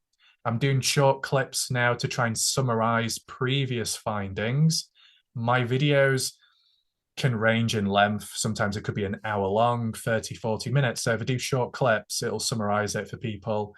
That has helped recently, one of which, the mine shaft, did get 27,000 views, which is positive to see. Compared to the normal length video that got 1,000, it got a bit more awareness there. I have uploaded some videos on TikTok. I think the username is Warlight Raf again. It will be available on my YouTube channel anyway, in the additional links on the main channel page. On TikTok, I re-upload videos there when I can. There is a length limit on TikTok, 1 hour or under. It used to be like 15, 20 seconds, then it up to 10 minutes. Now it's 1 hour long. So it kind of helps and works in a way. And then upload some shorter clips as well. But the actual reach discoverability more so comes on YouTube. There was that time though, November, I think 2021, where the case exploded on TikTok and then people came over onto YouTube and then found my videos in the process. There is that. I mean, it's a bit off subject, but with the Dylan Rounds case, I did actually appear in the Paramount Plus documentary, but it was without my consent, and they actually edited the video to make it sound like I was saying to it false when I was actually re-quoting what someone else said. So I had to defend myself there because millions of people could have watched that and thought I was saying something else. So that was damaging, or it could have been. That can cross over as in how I can relate to Susan Veach, because as skeptical as people are towards Susan Veach, when that HLN documentary came out, Susan told me what she was going to say about the CCTV footage, about Kenny being alive and elsewhere. When the documentary was done, the producers and others decided to cut important bits out, everything that she was going to say, and they made her look like a crazy person. So, you know, there's that. Susan did say to me in the past that she was going to go to a family member or a relative's place and do a stakeout because she believed that Kenny Veach was being hidden at a house somewhere. There's that. People have mentioned that Sharon Pilgrim did buy property for about $30,000 at some point. So was that bought for Kenny Veach? That Kenny Veach's vehicle was caught on camera, I think 2015 or onwards, at originally where Vicky Veach was living at. So that's strange. Susan Veach did mention that post-disappearance of Kenny Veach, within the early days of his disappearance, Raymond Veach and someone else drove down to Kenny's house and sneakily collected personal items and possessions and then drove off. So were they taken to Kenny Veach where he was then living at? Right. Maybe. But, you know, got to be careful with what Susan says, because some of that stuff was more so just words and not hard evidence and material. Some people were skeptical of her text conversations and resharing it from family members' points of views of the break-in, but got to understand that, I guess, with her age, eyesight, the font, the text, the size can be enlarged. Some people could see that it's been superimposed or faked, but it may have not been. So, okay, got to be careful. Yeah, for sure, for sure. But yeah, thank you for coming on, Andrew. You can find him at Warlike Rap. That's it for today. Thanks to everybody for stopping by. Make sure you hit the like button, subscribe so we can get this to more people. Anything you've seen in this episode, if you have questions, leave it in the comment section. Andrew or myself, I'll get the questions to him if you have questions for him, or he can come in the comment section and answer them himself as well. But until next time, this is Beyond Top Secret. It's brought to you by the UAP Reporting Center on X. So until next time, thanks for coming by.